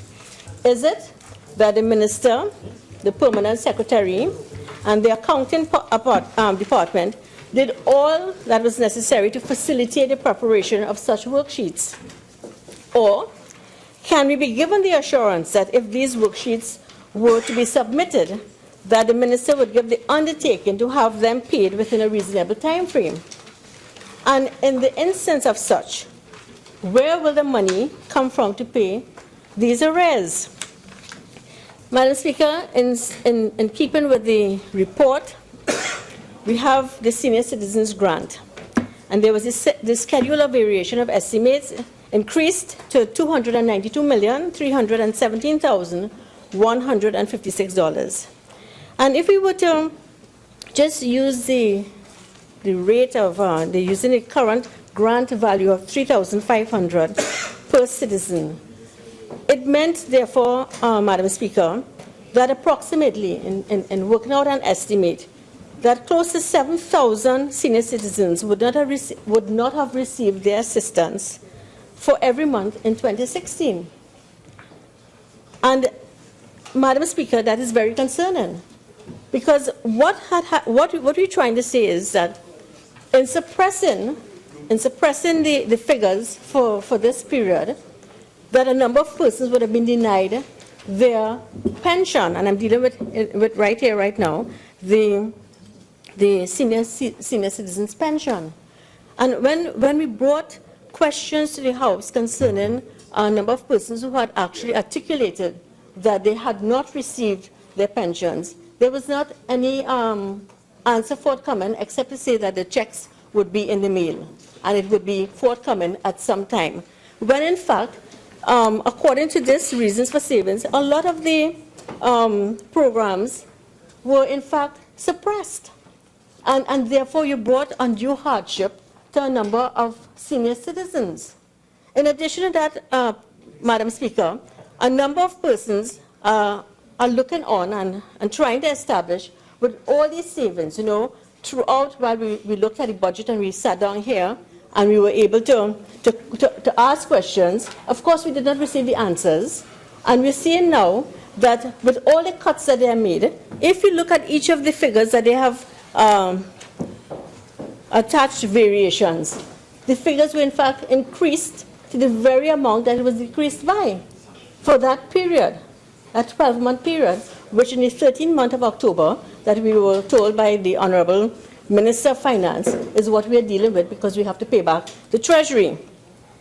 And we understand all of that. But at the end of the day, Madam Speaker, the people who depend on these grants to survive on a daily basis don't understand that. They don't understand, and they cannot relate to the fact that the minister can come here in January of 2017 to indicate, well, this is what happened last year, and this is why. And Madam Speaker, what has been put in place to take care of the shortfall? Because also in this report, it speaks about the increase in rates. Now, I know that the Honorable Minister had indicated in his 2015 budget that they were going to increase the ceiling of the old age pension from 3,500 to 5,000. A number of persons have not been re-evaluated to see if they have qualified for that increase. And as such, therefore, it means that there will be a further deficit in the expenditure. And so is this being taken into account of for the fiscal year that we are speaking about? Then we speak about the, Madam Speaker, the proposed variances for social assistance grant, which was increased by $33,818,880. If we have to look at what is the average grant, the amount, it's an average of $1,100 per grant, and that's per person. That means if we have to look at the variances, that nearly 2,820 persons would not have received their assistance every month in 2016. And this comes back again, Madam Speaker, to the fact that many of us here, when our constituents come to us and indicate that there have been a cut in their grant, and we bring the question, we bring the concerns, again, there was not a forthcoming answer. Now we see why, and now we understand why. But we cannot agree to it. It is after the fact. We have, I think, Madam Speaker, you made it very clear on Friday that we're not here to agree to anything, we're just here to note, and we have noted it. And as such, we are very concerned as to what will happen in this fiscal year. Will there be another shortfall? Will persons not get their monies as what happened last year? Will there be sufficient funds for it? Because you're speaking about putting in place for an increase in rates, you're putting in place for an increase in number of persons eligible to access grants, but there isn't anything in place as far as I'm aware, because the figures that you actually cut it by last year is in fact the same amounts that are being increased by, the exact figures. Then we have the disability grant, which was increased by $44,361,241. And this grant is approximately $1,800, which translates to roughly 2,050 citizens who would not have received their grants every month in 2016. And so, Madam Speaker, I want to ask again, how can we reconcile this with the population? Because the population is very concerned as to what they hear in the Parliament now. They don't know, Madam Speaker, if they can trust whatever comes out of the mouths of the politicians, particularly the government. And so, Madam Speaker, I am here as just as my colleagues on this side of the bench. We are here representing not only our constituents, but the persons on the other side who cannot get answers, who are in the constituency offices of the government. So, Madam Speaker, you know, I know that we are here, we are limited to the report, and I'm going to stick to the report. And all these are in the report, in case the Honorable Minister wants to quote 48.1, because I am very relevant and very on target as to what is happening in this report. This is Honorable members, this House is now suspended till 5:30.